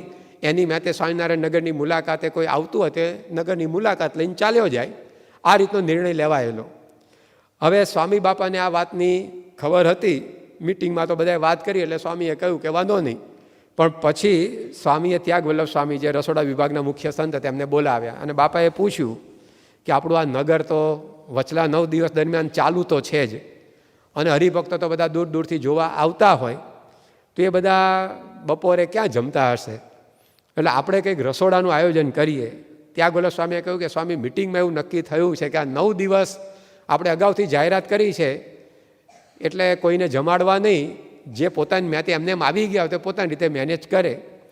સ્વામી કે બરાબર છે, મિટિંગમાં એવું નક્કી થયું છે, પણ તમે વિચાર કરી રાખજો, કદાચ આપણે બધાને બપોરે જમાડવા તો શું કરી શકાય, હું સાંજે આવીશ ને ત્યારે આપણે વાત કરશું કે એમ કરીને બાપાએ એમને કામ સોંપ્યું. પછી સાંજે બાપા મળ્યા એટલે બધા ત્યાગ વલ્લભ સ્વામી, ઘનશ્યામ પ્રસાદ સ્વામી, બધા જે રસોડા વિભાગના સંતો હતા બધાએ વિચાર વિમર્શ કરેલો. બાપાને વાત કરી કે બાપા તમે કહો છો એટલે કદાચ રસોઈનું થઈ જાય, પણ સ્વયંસેવક દળ એ સ્વયંસેવકો આપવા ના પાડે છે કે ભાઈ અમારી સાથે એક્સ્ટ્રા સ્વયંસેવકો નથી, કારણ કે અમે આ 9 દિવસ દરમિયાન કામકાજના પ્રમાણે આટલા સ્વયંસેવકો જ રાખ્યા છે, એટલે તમારે રસોઈ બનાવી તો બનાવી શકાય, પણ જમાડવાનો પ્રોબ્લેમ થાય. ત્યારે સ્વામી કહે કે આપણે ક્યાં કંઈ વધારે કરવાનું છે, વધારે સ્વયંસેવકોની જરૂર પડે. બાપા કે આપણે નાનો મંડપ નાખવાનો અને થોડી ઘણી રસોઈ કરવાની 2-3 હજાર પૂરતી, અને આપણે કંઈ જાજુ બનાવવાનું નહીં, લાડુ કરવાના, શાક કરવાનું, દાળ ભાત કરવાના, એમાં ક્યાં વધારે સ્વયંસેવકોની જરૂર પડે, અને કદાચ બહુ તો 2-5 હજારને જમાડવાના થાય, માટે તમે આયોજન ચાલુ કરો, આપણે કંઈ વધારે સ્વયંસેવકો નથી જોઈતા અને બીજી પણ મદદ કોઈની જોઈતી નથી. એમ કહીને સ્વામીએ રસોડું બીજે દાડથી ચાલુ કરાયું અને એ ચાલ્યું. પછી 4 દિવસ પછી બાપાએ શું કહ્યું, બાપા કે આપણે બપોર તો બધાને જમાડીએ છીએ, પણ કોઈક સાંજે રોકાતું હોય તો એ સાંજના જમવાનું શું થતું હશે એનું કે, એટલે આપણે સાંજનું પણ કંઈક ગોઠવીએ. તો આ બધા સંતોને ધ્રાસકો પડે કે મળું આમાં તો બપોર માંડ પહોંચી વળાય છે. તો બધાએ સંતોએ વાત કરી કે બાપા સાંજનું તો અઘરું પડે. સ્વામી કે હું અઘરું પડે કે આપણે ખીચડી, કઢી અને ભાખરી 3 જ આપવાનું છે ને કે, અને બહુ તો શાક આપવાનું કે 4થી વધારે આઈટમ આપવાની ક્યાં છે કે, માટે આપણે સાંજે પણ ચાલુ કરીએ. અને એમ કહીને સાંજે રસોડું શરૂ થયું તો 2-5 હજારથી જે જમાડવાની શરૂઆત કરેલી એ સંખ્યા રોજના 60,000 સુધી પહોંચી. અને જે એક મંડપ નાખવાની વાત હતી ત્યાંથી 3 મોટા મંડપો નંખાયા, કોઈ એક્સ્ટ્રા સ્વયંસેવક નહીં. અને સ્વામી બાપાએ એવી રીતે કાર્ય એ સંતો પાસે રહીને કરાવડાવ્યું, બધાને આત્મવિશ્વાસ જાગ્યો કે આપણે કરી શકીએ એમ છે. તો જો આ સ્વામીની મેનેજમેન્ટની પદ્ધતિ છે, એ આયોજન આપે, આયોજન કેમ કરવું, એક્ઝિક્યુશનની અંદર એ ભળે, અને કંઈક મુશ્કેલી આવે તો એને ઉકેલવા માટે, રિઝોલ્વ માટે ઊભા રહે, અને પોતે પોતાની સાથેના સંતો હરિભક્તોને એવા સક્ષમ બનાવે. તો જે 2-5 હજારને જમાડવામાં ગભરાતા હતા, 60,000ને રોજ જમાડતા થઈ ગયા. તો સ્વામીશ્રીએ આ રીતે હ્યુમન ટેલેન્ટ્સ બધી વિકસાવી છે. એમણે પોતે સ્લો ડાઉન થયા છે, કેવી રીતે કામ કરવું એક વ્યક્તિને મળીને શીખવાડે. 1983માં બાપાને હાર્ટ એટેક આવ્યો, પછી ગુરુ પૂનમનો ઉત્સવ આવવાનો હતો. એ ગુરુ પૂનમના ઉત્સવની અંદર આયોજન એવું કરેલું કે બાપાના આશીર્વાદ પછી વ્યક્તિગત દર્શન રાખવા નહીં, કારણ કે ફેબ્રુઆરીમાં હાર્ટ એટેક આવ્યો અને ગુરુ પૂનમ એ લગભગ અષાઢ મહિનાની અંદર, અષાઢ સુદ પૂનમે હોય, એટલે વચ્ચે બહુ તો 5-6 મહિનાનો ટાઈમ ગયો હોય.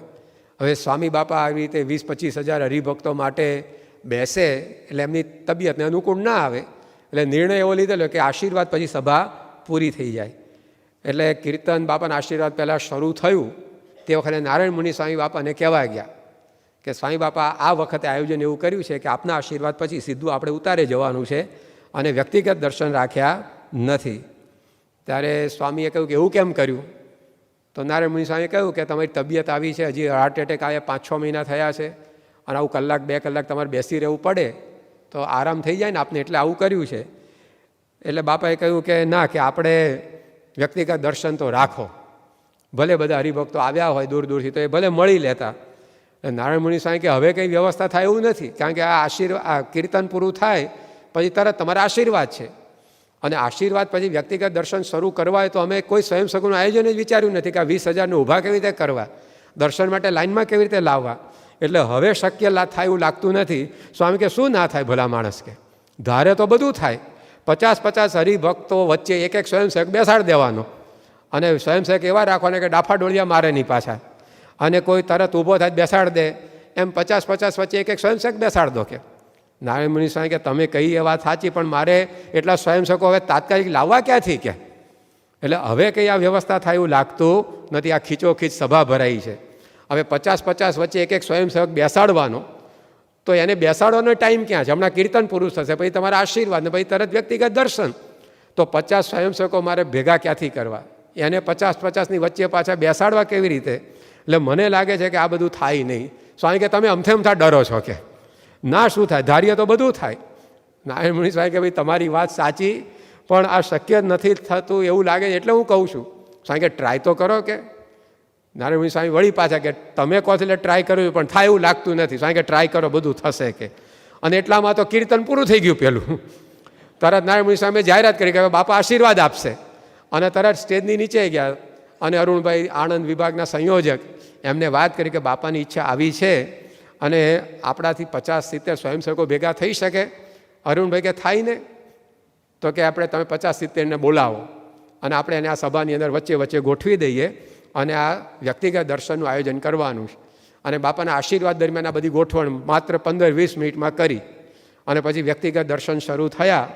કોઈપણ જાતની ધક્કા મુક્કી વગર 20,000 જેટલા હરિભક્તોએ વ્યવસ્થિત રીતે વ્યક્તિગત દર્શનનો આખો લાભ લઈ લીધો. નારાયણ મુનિ સ્વામી કહે છે કે વ્યક્તિગત દર્શન વખતે ધક્કા મૂકી ન થાય એના માટે શું કરવું એનું આયોજન અમે વર્ષોથી વિચારતા હતા. બાપાએ વાતમાં આપી દીધું કે અમને, અને બધું જ આયોજન એકદમ સફળતાપૂર્વક પૂરું થઈ ગયું. બાપા પગથિયા ઉતરતા હતા ત્યારે નારાયણ મુનિ સ્વામી ત્યાં ઊભા હતા. બાપા એમના ખભે હાથ મૂકીને આશીર્વાદ આપતા કહ્યું કે તમારો આભાર, કે સરસ આયોજન કર્યું તમે કે. નારાયણ મુનિ સ્વામી કે હું દિગ્મૂઢ થઈ ગયો કે આયોજન કોનું ને આભાર કોનો કે. પણ જો આદર્શ નેતા એ આત્મવિશ્વાસ પ્રગટાવે કે આપણાથી કામ થઈ શકશે, આત્મવિશ્વાસ પ્રગટાવ્યા પછી એ આયોજન આપે કે આવું આવું કરો, અને આયોજન સફળ થાય ત્યારે યશ પણ આપણને આપે. આયોજન એમનું હોય. આ પ્રમુખ સ્વામી મહારાજની વિશેષતા છે. અમેરિકન પ્રેસિડેન્ટ રોનાલ્ડ રેગન એમણે એવી વાત કરી છે કે તમે પોતે you can't imagine what you can do and where you can go if you doesn't mind who gets the credit. યશ કોના ભાગે જશે એ વિચાર્યા વગર જો તમે કામ કરો તો તમે કેટલું કરી શકો એમ છો અને ક્યાં જઈ શકો એમ છો એની કોઈ હદ નથી. તો આ સ્વામીનું મેનેજમેન્ટ છે. એમણે પોતે આ રીતે પોતાના હરિભક્તો, કાર્યકરો, સંતોને તૈયાર કર્યા છે. આ સ્લો ડાઉન કે લીડર્સ એ નથી કે પહેલો એકલો આગળ પહોંચી જાય, પણ એ બધાને આગળ પહોંચાડે એવા તૈયાર કરે. તો સ્વામીએ ટેલેન્ટેડ વ્યક્તિ ભેગા નથી કર્યા. રસોડાના, સભા વ્યવસ્થાના, બાંધકામના, આર્કિટેક્ટના, મૂર્તિકામના, ચિત્રકલાના, રસોડા વિભાગના જે આવ્યા એને આ બધા વિભાગો સંભાળે એવા સક્ષમ કર્યા છે. આ એમનું જગતથી જુદું, અનોખું એ આ હ્યુમન મેનેજમેન્ટ છે, મેનેજમેન્ટ ઓફ હ્યુમન ટેલેન્ટ્સ. તો આ આપણે એમનામાંથી શીખવાનું છે. આપણા સંતાનો, આપણા સાથે કાર્ય કરતા વ્યક્તિઓ બધા ટેલેન્ટેડ બની શકે એમ છે. ઘરની અંદર આપણા સંતાનોમાં કેટલી શક્તિ છે. ગુણાત્યાન સ્વામી પહેલાં વંથળી ગામની અંદર કલ્યાણભાઈના દીકરા ડાયાને જોઈને બોલ્યા હતા. સંતો પોતે ગામમાં ગયા અને બધા ટાબરિયાઓ ભેગા થઈ ગયા. સંતો જાય ત્યારે હંમેશા પેલા છોકરાઓ ભેગા થાય. મોટાને તો SMS કરીને બોલાવવા પડે, ફોન કરીને બોલાવવા પડે. તમે બધા સારા છે, એમને એમ આવી જાઓ છો. પણ મોટા છે ને એ બધા બહુ બિઝી હોય એટલે એ લોકોને બોલાવવા પડે. અને નાના બાળકો તો બિચારા સંતો હોય એટલે આવી જાય દોડતા દોડતા. તો બધા છોકરાઓ ભેગા થઈ ગયા. અને એની અંદર એક ડાયો હતો, કલ્યાણભાઈ વંથળીના એમનો દીકરો. સ્વામી એ છોકરા સામે જોઈને બોલ્યા કે આજે આ સત્સંગીના દીકરા સામે જોઈએ છે તો અવતારો કરતાં કરોડ ગણું અધિક દૈવત જણાય છે. હવે 200 વર્ષ પહેલાંનો ગામડાની અંદર રહેનારો છોકરો એ કેવો હોય આપણે કલ્પના કરી શકીએ એમ છે. કાં તો એણે ઉપર પહેર્યું હોય, કાં તો નીચે પહેર્યું હોય. ઘણી વાર તો હાવ બર્થડે શૂટમાં જ હોય. હજી આજની તારીખે ગામડાઓમાં તમે જાઓ તો આવી રીતે ઉપર કાં નીચેવાળા જોવા મળે તમને. તો 200 વર્ષ પહેલાં તો એ ધૂળમાં રમતો હતો પાછો. એ કંઈ આમ ટીપટોપ થઈને આવ્યો નહોતો સ્વામી, એટલે હાલો મળવા જાઉં. એ રમતા આવ્યો તો એના હાથ ખરડાયેલા હશે. નાકમાંથી એક ઘણીવાર સુગર ફેક્ટરી બધી ચાલુ થઈ ગઈ હોય, ખરડાયેલો. એવા છોકરા સામે જોઈને ગુણાત્યાન સ્વામી શું બોલે છે કે આ સત્સંગીના દીકરા સામે જોઈએ છે ત્યારે અવતારો કરતાં કરોડ ગણું અધિક દૈવત જણાય છે. એવા દીકરાઓ દીકરીઓ આપણા ઘરોમાં છે, પણ આપણે હવે એને તૈયાર કરવા માટે સ્લો ડાઉન. પ્રમુખ સ્વામી મહારાજે જેમ સમય કાઢ્યો છે એમ આપણે પણ એ આપણા સંતાનો માટે એવો સમય કાઢીએ તો બધા ટેલેન્ટેડ બની શકે એમ છે. આ તો ઘરમાં કંઈક ભૂલ કરે વહુ નવી આવેલી તરત શું કે માએ શીખવાડીને મોકલી છે કે નહીં, કે ભાઈ તમે મા બનો ત્યાર પછી થાય છે કે નહીં આવા બધા પ્રસંગો. એકવાર એક દુકાનદારની પાસે એક માણસ આવ્યો ભિખારી, અને એને કહ્યું કે મને પાણી પાવ ને. તો પેલો કે ભાઈ હમણાં માણસ આવવા દે, અત્યારે મારી પાસે ટાઈમ નથી. શું કે અત્યારે મારી પાસે ટાઈમ નહીં, માણસ આવવા દે. પેલો બિચારો 2-4 મિનિટ ઊભો રહ્યો, પણ તરસ બહુ લાગી એટલે ભિખારીએ પાછું દુકાનવાળાને કીધું કે સાહેબ પાણી પાવ ને. પેલા કે કીધું ને એકવાર માણસ આવવા દે, કે અત્યારે મારી પાસે ટાઈમ નથી. કે 3 વાર આવું કહ્યું પછી ભિખારીએ ફરી પાર જ્યારે પાણી માગ્યું, અને એ વખત પેલા દુકાનદાર બોલે કે માણસ આવવા દે. ત્યાં પેલો ભિખારી બોલે કે સાહેબ તમે 2 મિનિટ માણસ બની જાઓ ને, કે તમે 2 મિનિટ માણસ બની જાઓ ને પાણી પાઈ દો ને મને. એમ આપણે ઘરની અંદર એટલા બધા બિઝી ન બનીએ, 2 મિનિટનો માણસ બનીએ આપણા દીકરા દીકરીઓને કંઈક શીખવાડવા માટે કે ભાઈ જો આ શ્રીજી મહારાજ છે, આ ગુણાતીતાનંદ સ્વામી છે, આ રીતે આરતી થાય, આ રીતે દંડવત થાય. ઘણીવાર અમે કહીએ અમુક ઘરોમાં દંડવત કરો એ જ ન આવડતું, આમ સોટાની જેમ ઊભો રહે પેલો બિચારો. એમાં એનો વાંક નથી, એની પાછળ મા બાપ સ્લો ડાઉન થયા નથી. જો આ સ્વામી બાપાના જીવનમાંથી આ મેનેજમેન્ટ દેખાય. અરે લોકમાં પણ આ દેખાય. 1928ની અંદર સિગરી હુનસત નામની એક મહિલાને નોબેલ પ્રાઇઝ પ્રાપ્ત થયો, અને નોબેલ પ્રાઇઝ પ્રાપ્ત થયું એના સમાચાર વાયુ વેગે બધે પહોંચી ગયા. એટલે ટીવી ચેનલોવાળા કે પછી ખબરપત્રીઓ છાપાવાળા, એ વખત તો ટીવી ના હોય પણ છાપાવાળાઓ બધા ઉમટી પડે એના ત્યાં ઇન્ટરવ્યૂ લેવા માટે. એ લોકોને પાછું એવું હોય ને કે પહેલો ઇન્ટરવ્યૂ અમે છાપીએ, અને એના વધારે છાપા વેચવા હોય પાછા, એટલે બધા ઉપડી ગયા. એ વખતે પેલી બાઈએ કહ્યું કે મને ખબર પડી છે ટેલિગ્રામ દ્વારા કે નોબેલ પ્રાઇઝ મને પ્રાપ્ત થયું છે, અને તમે બધા મારા માટે ઇન્ટરવ્યૂ લેવા આવ્યા છો, પણ આ ઇન્ટરવ્યૂ આપવાનો ટાઈમ નથી. અત્યારે હું અગત્યના કામમાં રોકાયેલી છું. બધાને થયું કે આ નોબેલ પ્રાઇઝ મળ્યું છે એના સમાચારની ખુશી, એના માટે ઇન્ટરવ્યૂથી મોટું કામ વળી કયું હોઈ શકે. એટલે એને પૂછ્યું ત્યારે બાઈએ કહ્યું, એ મહિલાએ કહ્યું કે અત્યારે મારા બાળકોને સુવડાવવાનો ટાઈમ થયો છે, અને એ કામમાં હું બિઝી છું. આ વખત એ કોઈ ધર્મ ઉપર કે તત્વજ્ઞાન ઉપર કે સાહિત્ય ઉપર કે નોબેલ પ્રાઇઝ ઉપર ચર્ચા કરવાનો ટાઈમ નથી. તમારે અનુકૂળતા તો પછી આવજો, અત્યારનો સમય મારા બાળકો માટે. અને બાઈએ ના આપ્યો ઇન્ટરવ્યૂ નોબેલ પ્રાઇઝવાળા, તો કેટલી જાગ્રત બાઈ કહેવાય. તો એટલા બધા આપણે બિઝી ન બનીએ કે જેને કારણે કે આપણા સંતાનોના સંસ્કાર બધા ચાલ્યા જાય. રૂપિયા ઘરમાં આવે પણ સંતાનો જતા રહે. શું એક કવિએ લખ્યું છે કે બને એવું પણ બને, ઉમેરતા ઉમેરતા બાદ થઈ જાય ઘણું. બને એવું પણ બને, સાચવતા સાચવતા ખોવાઈ જાય ઘણું. આપણે ઘરની અંદર મોબાઈલ ઉમેરીએ, વોશિંગ મશીન ઉમેરીએ, ફ્રીજ ઉમેરીએ, ટીવી ઉમેરીએ, પણ છોકરાની જ બાદબાકી થઈ ગઈ હોય, એ જ ગાંઠે એવો રહ્યો ના હોય. તો બને એવું પણ બને, સાચવતા સાચવતા ખોવાઈ જાય ઘણું. ઘણું બધું આપણે સાચવીએ, મોબાઈલને સાચવીએ, ગાડીને સાચવીએ, જોડાને સાચવીએ, ચશ્માને સાચવીએ, વાળને સાચવીએ, કપડાને સાચવીએ, ડાઘો ન પડવો જોઈએ, પણ એની અંદર છોકરાઓ ખોવાઈ જાય, સંતાનો ખોવાઈ જાય. દેવતાના દીકરા કોલસા જેવું થઈને ઊભું રહ્યું હોય, એ પોતે સત્સંગી હોય, તિલક ચાલુ કરતો હોય, પહેલાં તો પૂજા એ ન હોય. તો સ્વામી એવું થવા નહીં. આ બાપામાંથી શીખવાનું છે આપણે. આપણા જો સ્વામી કેવા સ્લો ડાઉન થયા છે, સ્વામીને આપણા કરતાં અનેક પ્રકારની પ્રવૃત્તિ છે, તેમ છતાં એણે માટલું કેમ વિછળ્યું એના માટે સમય કાઢ્યો. લ્યો, આપણે પૂજા કેમ છોકરાએ કરવી એના માટે ઘણીવાર સમય ન કાઢી શકીએ. સ્વામી બાપાએ નળને કેમ ઉટકવો એના માટે સંસ્થાના પ્રમુખ થઈને સમય કાઢ્યો છે. પણ આપણે ઘરના પ્રમુખ છીએ, અને એની અંદર છોકરાને આરતી કેમ કરી એના માટે આપણે ટાઈમ ન કાઢી શકીએ ઘણીવાર. તો સ્વામી બાપામાંથી આ મેનેજમેન્ટ શીખવાનું છે. મોક્ષ તો છે આપણો પાકો, આવા ગુરુ મળ્યા એટલે, પણ ઘર કેમ ચલાવવું એ પણ સ્વામી આપણને પોતે શીખવાડે છે. પેપ્સી કોલા કંપની, એની CEO મહિલા છે ઇન્દ્રા નુઈ. 2007ની અંદર best business woman of the world એનો એવોર્ડ એમને પ્રાપ્ત થયેલો. અને vice president of the strategy પ્લાનિંગની જે કમિટી હોય એના એ વાઇસ પ્રેસિડેન્ટ છે. ધંધા વેપારને કેટલાક આગળ વધેલા બાઈ કહેવાય. પેપ્સી જેવી કંપની, એના CEO. કેટલું બધું કામકાજ રહે. પણ આશ્ચર્ય આપણને થશે કે એના દીકરાઓને, સંતાનોને નાયા ધોયા વગર કશું જ મોંમાં નહીં મૂકવાનું, એ નિયમ એણે રાખ્યો છે. અને રોજ અમુક સમય માટે પ્રાર્થના માટે ઘરની અંદર જે કંઈ ધર્મસ્થાન જેવું તૈયાર કર્યું ત્યાં બેસવાનું કમ્પલસરી. આટલો ખટકો એણે રાખ્યો છે. એમને પૂછ્યું કે તમારું આટલું બધું કાર્ય છે, એની વચ્ચે તમે એક માતા તરીકે શું કરો છો? ત્યારે એણે કહ્યું કે હું બિઝનેસ એક્ઝિક્યુટિવ પછી છું, પહેલાં હું માતા છું. હું સારામાં સારો ધંધો ચલાવી શકું પણ હું સારામાં સારી રીતે સંતાન ઉછેરી ન શકું તો હું સ્ત્રી તરીકે નિષ્ફળ ગઈ કહેવાઉં. એટલે હું માતાનું પહેલું ધ્યાન રાખું છું અને CEO તરીકે પછી ધ્યાન રાખું છું. ફર્સ્ટ અવર ફેમિલી, અને એમાં આપણો સત્સંગ એ રાખીએ. એ સ્વામીના જીવનમાંથી આપણને દેખાય છે કે આપણા સંતાનોની અંદર આ પ્રકારે આપણે ધીરા પડીએ, એટલા બધા બિઝી થઈને આપણે મંડી ન પડીએ કે આપણને આપણા સંસ્કારો ઘરમાં ઉતારવાનો ટાઈમ ના મળે.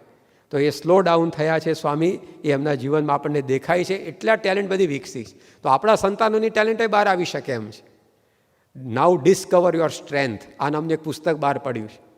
એની અંદર લખ્યું છે કે કોઈ પણ વ્યક્તિ કોઈ એક વસ્તુ તો એવી હોય જ છે કે એમાં બીજા 10,000 કરતાં સારું કામ કરી શકે એવી હોય છે.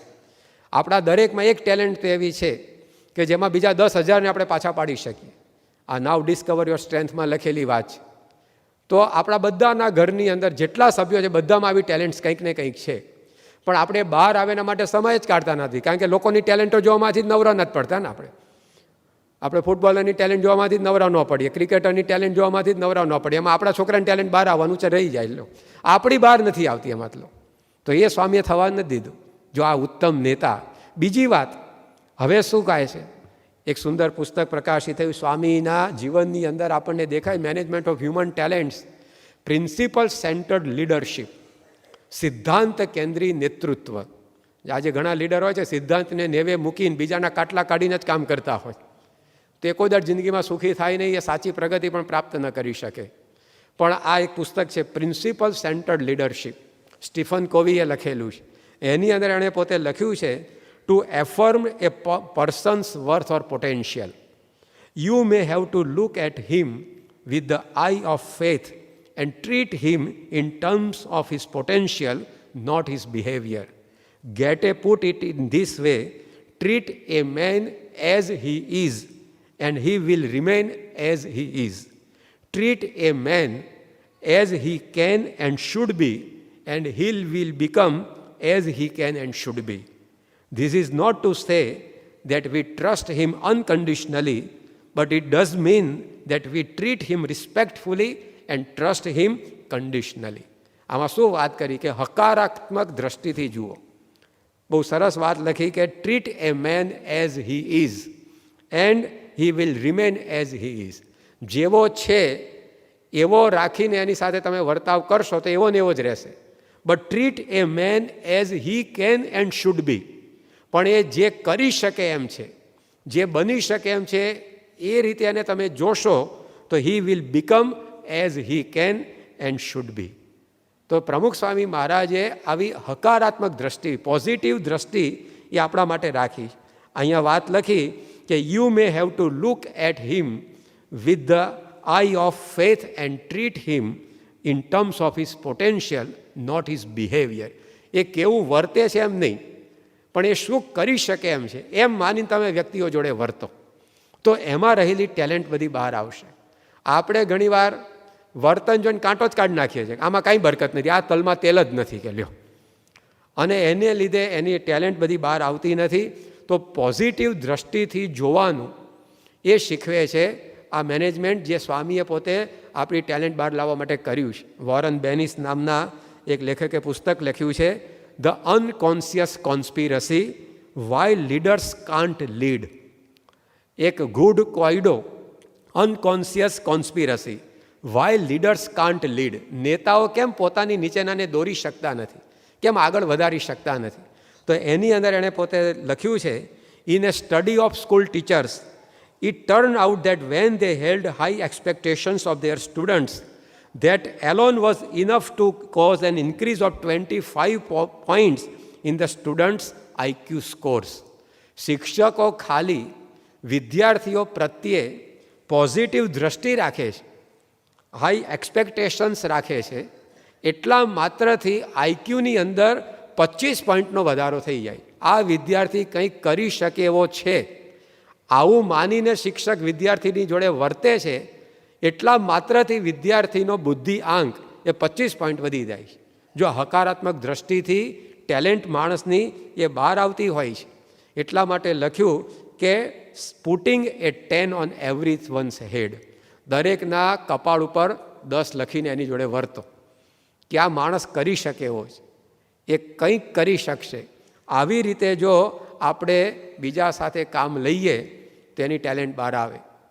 The 21 indispensable qualities of a leader, આ નામનું એક પુસ્તક પ્રકાશિત થયું છે કે ઇનડિસ્પેન્સિબલ લીડર, જેના નેતૃત્વનું પરિણામ આવે ડેફિનેટલી, એવી 21 ક્વોલિટી એટલે કે ગુણો લીડરમાં કયા હોવા જોઈએ. તો એની અંદર આ વાત લખી કે one of the best things you can do for people which also attracts them to you is to expect the best of them. લોકોને તમારા પ્રત્યે આદર પ્રેમ પણ વધશે અને સાથે સાથે best things you can do for other, એ શું છે? Expect the best of them. I call it putting a 10 on everyone's head. લેખક કહે છે કે આનો મતલબ એમ કે દરેકના કપાળ ઉપર એક 10નું ચોંટાડ દો. 10 એટલે પૂર્ણાંક. એ જોઈને જ તમે દરેકની સાથે વ્યવહાર કરો. It helps others think more highly of themselves and at the same time it also helps you. એ તમને પણ મદદ કરશે અને જે વ્યક્તિને તમે આવી રીતે હકારાત્મક દ્રષ્ટિથી જુઓ છો એની પણ શક્તિઓ લાવવામાં તમને મદદ કરશે. તો આ એક અગત્યનો સિદ્ધાંત કે વ્યક્તિને જો તમારે વિકસાવવો હોય, એક છોડને વિકસાવવો હોય તો શું કરવું જોઈએ, એમ વ્યક્તિને વિકસાવવો હોય તો તમારે એને હકારાત્મક દ્રષ્ટિથી જોવો જોઈએ. પ્રમુખ સ્વામી મહારાજે એ કર્યું છે. કોઈ પણ આપણે ગમે તેવા હોઈએ, પૂર્ણ વિશ્વાસ સાથે એમણે આપણી જોડે કામ કર્યું છે. આપણને ફાવે ન ફાવે, આપણે ઘણીવાર ભૂલ કરીએ, સારું કરીએ, પણ એમણે કદી આપણામાં વિશ્વાસ ગુમાવ્યો નથી. એ હંમેશા આપણને 10 આપણા કપાળ ઉપર છે એમ માનીને જ જુએ છે. એકવાર એક સંત હતા, એમણે બાપાને ફોન કર્યો. સ્વામી વખતે મુંબઈમાં હતા 2010ની સાલમાં. એ સંતે કહ્યું કે બાપા, હું થોડો ભણેલો છું અને ભણેલાની સભામાં વાત કરવાનું જવાનું થયું છે, એટલે ટેન્શન રહે છે. ત્યારે સ્વામીએ કહ્યું કે એમાં કાંઈ વાંધો નહીં, સાચું ખોટું બોલાઈ જાય એમાં આપણે ક્યાં ખોટ જવાની છે. આપણે આત્મારૂપ છે, ભગવાનને સંભાળીને બોલવું, શાસ્ત્રીજી મહારાજ, યોગીજી મહારાજ રાજી થાય એ ભાવથી બોલવું. સભા સારી થશે અને તમને યશ મળે એ આશીર્વાદ છે. Label a man as a loser and he will start acting like one. પણ સ્વામીએ કોઈ દાડો કોઈના કપાળ ઉપર લૂઝરનું લેબલ જ લાગવા દીધું નથી. કેટલું બળ આપ્યું સ્વામીએ કે તમે બોલી શકો એમ છે, કાંઈ વાંધો નહીં, ભલે ઓછું ભણેલા હો, ભલે ભણેલાની સભામાં વાત કરવાની હોય, આપણે ક્યાં આપણી વાત કરી છે, એમ કરીને બળ આપ્યું સ્વામીએ. અને સ્વામીએ પોતે એ રીતે આખી જ એમની દ્રષ્ટિ જે ટેન્શનની હતી બદલી નાખી અને સારામાં સારું પ્રવચન એ સંતે કર્યું. અને આ રીતે એમનું કાર્ય સરળ થયું અને આત્મવિશ્વાસ જાગ્યો કે હું આમ તો ગભરાતો હતો, મારાથી આટલું તો થઈ શકે છે. તો જો હકારાત્મક દ્રષ્ટિ, ઘરની અંદર ઘણીવાર આપણે આવું નથી કરી શકતા. ઘણીવાર છોકરો આમ તપેલું ઉચકવા જાય ને, રહેવા દે, ટાંટ્યો ભાગીશ પાછો, કે એની શક્તિ ઉપર પથ્થર જ મૂકી દે, કૂંપણને ઓગવા જ ન દઈએ. એક તપેલું ઉચકવા જાય માણસ, હા આપણે કેવું છે મોટું હોય, આ છે, જોજો ધ્યાનથી ઉચકજે, જો લાવ હું તને મદદ કરું, એમ કહીને તમે પ્રયત્ન કરો તે છોકરાની શક્તિ વિકસશે. પહેલાંમાં તો પછી તપેલું જોવાનું બીક લાગે, કારણ પડવાનું છે, ટાંટ્યો ભાગવાનો છે. તો જો આપણે હકારાત્મક દ્રષ્ટિ નથી રાખી શકતા. એકવાર એક દીકરી હતી, એ પોતે રસોઈ કરવાનો એનો ઉત્સાહ જાગ્યો. ઘણીવાર સ્કૂલોમાં શીખવાડતા હોય ને આવું બધું, તો એને થયું કે લાવો ને આપણે આ વખતે ખીચડી બનાવીએ. કે અને જ્યાં ખીચડી બનાવવાની તજવીજ આરંભી ત્યાં મા તાળું કે રહેવા દે, બાળી નાખીશ કે લ્યો. તરત હજી તો બને બાળે, પછી તમે કહો ભાઈ બાળી નાખીશ, બરાબર, પણ સીધો શક્તિ ઉપર કુઠારાઘાત. પોઝિટિવિટી ઘણીવાર આપણામાં નથી હોતી, એને લીધે આપણા સંતાનોમાં ઘણી ટેલેન્ટ હોય, આપણે વિકસવા દેતા નથી. આ તારું કામ નહીં, આ તને ન ફાવે, કુંભાર કરતાં ગધેડા ડાયા, છાનવાનો બેસી રહે, કે એમ કરીને એવું આપણે ઉતારી પાડીએ એને કે બિચારાને પછી એમ જ થઈ જાય કે આ મારા કામનું નથી. કે પણ ધીમે ધીમે આપણે યોગી બાપાના જીવનમાં જોયું છે, પેલા 10 વર્ષના છોકરાને આખો નિર્જરા ઉપવાસ પાર પડાવી દીધો એમણે. બોલો, પેલા છોકરાને ઉપવાસ આપ્યો. કોઈ પણ યુવકને જોઈએ, બાળકને જોઈએ એટલે યોગી બાપાને બે વિચાર આવે કે આને ઉપવાસ કરો ને બીજું આને સાધુ કરવો. એટલે સ્વામીએ કીધું કે ઉપવાસ આજે, પછી ઉપવાસ કર્યો. હવે છોકરો બિચારો કોઈ દાડ કરે ને કેમ ને ઉપવાસ કરે, તે માંડ 4 વાગ્યા અમળાઈને આગો પાછો થાય ને લોકો કે બાપાને છૂટ આપો, પાણી પીવા દો. બાપા કે આ તો બહુ બળિયા છે, લો 2 કિલો બળ, સાંજે 7 વાગે આવજો, ઠાકોરજીની આરતી પછી બધી વાત. તે પેલાને એમ કે હવે 3 જ કલાક છે ને, કે 3 કલાક તો ખેંચી કાઢીએ. એટલે 7 વાગે આરતી થઈને બાપા પાસે પહોંચ્યો. બાપા કે હવે તો 7 વાગી, હમણાં રાત પડી જશે, હુઈ જવાનું, હમણાં હવાર પડતા વાર નહીં લાગે. આખો ઉપવાસ પાર પડાવી દીધો. બોલો સ્વામી એને જો પોઝિટિવિટી. તો એ આપણે ઘણીવાર એટલો નિમ્નાક આપણા સાથેના માટે બાંધી દીધો હોય, એની શક્તિ જ બહાર આવે નહીં. પણ સ્વામી હંમેશા પોઝિટિવલી રહી અને બધાને આગળ વધારે છે, એની ટેલેન્ટ વિકસાવે છે. 1985માં ગુણાતીતાનંદ સ્વામીનો દ્વિશતાબ્દી મહોત્સવ હતો. એ વખતે પહેલી વાર બુફે સિસ્ટમ જમવાની અંદર દાખલ થયેલી. પહેલાં તો બધાને પંગતમાં બેસાડીને પીરસવામાં આવતું. પીરસવાવાળાને બિચારાને કેડના મકોડા તૂટી જાય નીચે વળી ન, કારણ કે એટલી લાંબી લાંબી પંગતો પડે હજારો માણસની. પણ પછી બુફે સિસ્ટમ દાખલ થઈ અને એ વખતે બધા રસોડા વિભાગના સંતોની સાથે બ્રહ્મતીર્થ સ્વામીને પહેલીવાર રસોડા વિભાગની અંદર એ સેવાની અંદર મૂકવામાં આવેલા.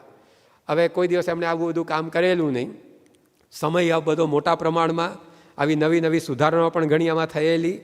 અને એ વખતે દરેક ડિપાર્ટમેન્ટ બધા અહેવાલ આપે સ્વામી બાપા આગળ કે આજે શું થયું, શું પ્રોબ્લેમ આવ્યા, શું સારું થયું. તો બ્રહ્મતીર્થ સ્વામી એમના અનુભવમાં લખે છે કે હું જ્યારે સ્વામી પાસે જઉં, હવે પહેલી વાર આ બધું રસોડાનું કામકાજ સંભાળવાનું, એટલે ઘણી બધી ક્ષતિઓ રહી ગઈ હોય, ભૂલો થઈ હોય, પ્રશ્નો ઉપસ્થિત થયા હોય, પણ જ્યારે સ્વામી બાપાને મળીએ ત્યારે સ્વામી બાપા હંમેશા હિંમતથી વાત કરે. સ્વામી કહે કે ખબર પડે છે ને બધી, બીક નથી લાગતી ને, હિંમત રાખવી, ચિંતા શ્રીજી મહારાજના માથે નાખવી, બધું આવડી જશે. અને એમ કરતાં કરતાં એટલો બધો ઉત્સાહ ભરી દે આપણને કે બીજે દાડ કામ કરવા માટે આપણે વળી પાછા તૈયાર થઈ જઈએ. આવું રોજ સ્વામીએ કે બળ આપી અને મને આ રસોડા વિભાગની બધી કાર્યવાહી શીખવાડી છે. જો તો આ હકારાત્મક દ્રષ્ટિથી એ હંમેશા સ્વામી એ પોતે જોતા આવ્યા છે. અને એને લીધે આ બધી ટેલેન્ટ એ એમણે પોતાના સંતોની અંદર, કાર્યકર્તાઓની અંદર એ બધી વિકસાવી છે. નાનામાં નાનો સંત હોય, કાર્યકર હોય, હરિભક્ત હોય, એને ઘણી વાતો પૂછે. આ તો હકારાત્મક દ્રષ્ટિની એક પરાકાષ્ઠા કહેવાય. પોતે સંપૂર્ણ અનુભવી અને તેમ છતાંય એ કામની અંદર સંકળાયેલાનો અભિપ્રાય જાણે. બાપા કે આનું કેમ કરશું, એ પોતાને બધી ખબર પડતી હોય, પણ એ આપણને વિચારતા કરે, કઈ રીતે કઈ દિશામાં વિચારવું આપણને શીખવાડે. એકવાર એક સંતે બાપાને કહ્યું કે તમે સર્વજ્ઞ છો, અનુભવી છો, અને તેમ છતાં પણ જે તે કામ હોય તો એ કામની સાથે સંકળાયેલી બધી વ્યક્તિઓને આ ભેગા કરીને અભિપ્રાય લો છો. આ કેવી રીતે શક્ય બને? ઘણીવાર આપણને આવડતું હોય ને કોઈને પૂછીએ જ નહીં આપણે કે આ તો મને આવડે છે, હું કરી નાખીશ. પણ સ્વામી બાપાએ કીધું કે પૂછતા નર પંડિત થાય. આપણે બીજાને પૂછીએ ને તો પંડિતાઈ આવે આપણામાં. પછી બાપા કે બધાને પૂછીએ, ચર્ચા થાય, ગુણ દોષનો વિચાર થાય, દરેકના મન સચવાય, પરિણામ સારું આવે, બધાના વિચારો આપણને જાણવા મળે, એ પણ કામની અંદર ઇન્વોલ્વ થાય તો એનો પણ વિકાસ થાય. તો જો આ બધી દ્રષ્ટિ રાખીને સ્વામી અનુભવી હોય છતાં પણ પૂછતા હોય આપણને. આપણે તો હજી નવા હોઈએ, 2-5 વર્ષે ના થયા હોય, પણ સ્વામી આપણો અભિપ્રાય લે અને એ પ્રમાણે કામ કરે તો કેટલો માણસને આત્મવિશ્વાસ થઈ જાય કે ના આપણે આમ કરી શકીશું. જ્યારે યોગી બાપાનો અક્ષરવાસ થયો અને ગોંડલમાં પછી અગ્નિ સંસ્કાર થયો, એ વખતે અગ્નિ સંસ્કાર ક્યાં કરવો એ બાબતે નિર્ણય લેવાનો હતો. એટલે બધા ટ્રસ્ટીઓ ભેગા થયા અને પછી જ્યાં સ્મૃતિ મંદિર યોગી બાપાનું અત્યારે છે ત્યાં આગળ અગ્નિ સંસ્કાર કરવાની જગ્યા નક્કી થઈ. હવે ત્યાં આગળ એ વખતે ઘઉં આવેલા, એ ઘઉં આવેલા એ બધા વાઢી નાખવા પડે તો મેદાન જેવું થાય ને ત્યાં અગ્નિ સંસ્કાર થાય. અને ઘઉં એકદમ સરસ દૂધે ભરેલા થઈ ગયા હતા. અહીંયા વાવ્યા હોય ને થોડોક ટાઈમ થયો એવું નહીં, તૈયાર જ થઈ ગયા હતા. હવે બધા ઘઉંને કાપીને ત્યાં અગ્નિ સંસ્કાર કરવો એવું બધું નક્કી થયું. ટ્રસ્ટીઓ સાથેની મિટિંગ પતી પછી સ્વામી બાપાએ ખેતીવાડી વિભાગ સંભાળતા ભક્તિ કિશોર સ્વામીને બોલાવ્યા. એ તો નવા સવા જ હતા, પણ સ્વામીએ પોતે એમને બોલાવી અને વાત કરી કે બધા ટ્રસ્ટીઓ મળીને એવો નિર્ણય લીધો છે કે આપણે અત્યારે જ્યાં ઘઉં આવ્યા છે ત્યાં આગળ યોગીજી મહારાજનો અગ્નિ સંસ્કાર કરવો, તો આપણે હવે શું કરશું? કે ભક્તિ કિશોર સ્વામી કે હું અચંબિત થઈ ગયો કે આમાં મને પૂછવાનું હોય, હું તો એકદમ નવો સાધુ. તો સ્વામીને મેં કહ્યું કે સ્વામી આમાં તમારે મને પૂછવાનું આવે જ નહીં, તમે જે નક્કી કરો બધું બરાબર હોય. ત્યારે બાપાએ કહ્યું કે તે ઘઉં આવ્યા છે, તે મહેનત કરી છે, એટલે તને પૂછવું તો પડે ને, કે મહેનત વાવવાની તમે કરી છે, ઉછેરવાની તમે કરી છે. ત્યારે ભક્તિ કિશોર સ્વામીએ કહ્યું કે સ્વામી મહેનત કરી છે બધી તમારા પ્રતાપે થઈ છે, અમારાથી ઓછું કંઈ થયું છે, માટે આપની જેમ ઈચ્છા હોય તેમ તમે કરો. તો આ રીતે સ્વામીએ મેનેજમેન્ટ કરી દીધું. સત્તાધીશ છે તેમ છતાંય સેવકને પૂછવાનું. કેટલી હકારાત્મક દ્રષ્ટિ, કેટલું પોઝિટિવિટીનું આ ઉત્તમ દ્રષ્ટાંત, અને બધું જ આની અંદર દેખાય. પછી સ્વામીએ શું કીધું? સ્વામી કે ચલો હવે જગ્યા ને કહી, સ્વામી કે એક સાથે બધા ઘઉં નહીં કાપી નાખતા, જરૂર પડે ને એમ આપણે કાપીશું, પાછું એક સાથે બધું કાપી નાખીએ, જરૂર ઓછી પડે એટલે સ્વામી કે આપણે થોડાક કાપવાના. પછી સ્વામી કે આ કાપેલા ઘઉંના છોડ કેટલા દિવસ સુધી સારા રહે? તો કે સ્વામી 2-3 દિવસ સુધી સારું રહે, પછી કરમાઈ જાય, સુકાઈ જાય. સ્વામી કે તો આપણે કપાતું જાય ને જેમ જેમ તેમ એ ઘઉંના છોડ ગૌશાળાઓ ગામમાં હોય કે જ્યાં ગાયો ચરતી હોય ત્યાં આગળ પહોંચાડવાની વ્યવસ્થા કરવી, એટલે કપાયેલા ઘઉંના છોડનો પણ ઉપયોગ થઈ જાય. રિસોર્સ મેનેજમેન્ટ કે ઘઉંનો છોડ બગડવો ના જોઈએ. હ્યુમન મેનેજમેન્ટ, જે કોઈ કામમાં સંવલિત છે બધાનો અભિપ્રાય લઈ બધાને સાથે રાખીને કામ કરવું. અને સેલ્ફ મેનેજમેન્ટ, આટલું ઝીણું ક્યારે વિચારી શકે છે? જ્યારે યોગી બાપા ધામમાં ગયા પછી પોતાના શિર આખા સંપ્રદાયની જવાબદારી આવી ગઈ છે, ત્યારે પણ કેટલી મેન્ટલ સ્ટેબિલિટીથી કામ કરતા હશે. ત્યારે ઘઉંના કપાયેલા છોડનો પણ બગાડ ન થવો જોઈએ એવો વિચાર આવે. બાકી આવા સંજોગોમાં તો મગજ બેર મારી જાય માણસનું. પણ જો આ સ્વામીનું self management, resource management, human management એક સાથે બધું અહીંયા આપણને જોવા મળે. તો સ્વામીના જીવનની અંદર આ હ્યુમન મેનેજમેન્ટ એટલું સુંદર રીતે આપણને દેખાય છે. અને આ એમાં પણ મેનેજમેન્ટ ઓફ હ્યુમન ટેલેન્ટ્સ, એમાં તો ખરેખર એમણે આડો આંખ વાળ્યો કહેવાય કે દુનિયાદારીઓ જે માને છે એનાથી અલગ એટલે વિશિષ્ટ બાપાએ આ હ્યુમન ટેલેન્ટ્સનું મેનેજમેન્ટ કર્યું છે. એના વિશેષ મુદ્દાઓ આવતીકાલે આપણે આગળ વધારીશું. પણ આ બધું સાંભળતા આપણને ચોક્કસ ખાતરી થાય છે કે પારડ ભેંસનું દૂધ એ આપણા ઘરમાં જ છે. મેનેજમેન્ટ શીખવા ક્યાંય જવાની જરૂર નથી, મોક્ષ માટે ક્યાંય અથડાવવાની જરૂર નથી. મોક્ષ જોઈતો હોય, મેનેજમેન્ટ શીખવું હોય, ઘર ચલાવવું હોય, કુટુંબ ચલાવવું હોય, ધંધો ચલાવવો હોય, દુકાન ચલાવવી હોય, પોસ્ટ ઓફિસ ચલાવવી હોય, ગેસ સ્ટેશન ચલાવવું હોય, ગમે તે તમારે કરવું હોય, બધું જ આપણા ઘરની અંદર છે, આપણી પાસે છે, આપણી સામે છે, આપણી સાથે છે. એવા બેસ્ટ ગુરુ ગાઈડ આપણી પાસે છે. તો આપણે એમના પગલે પગલે ચાલી અને સુખિયા થઈએ જ એમના ચરણોમાં પ્રાર્થના. શ્રી સ્વામિનારાયણ ભગવાનની જય.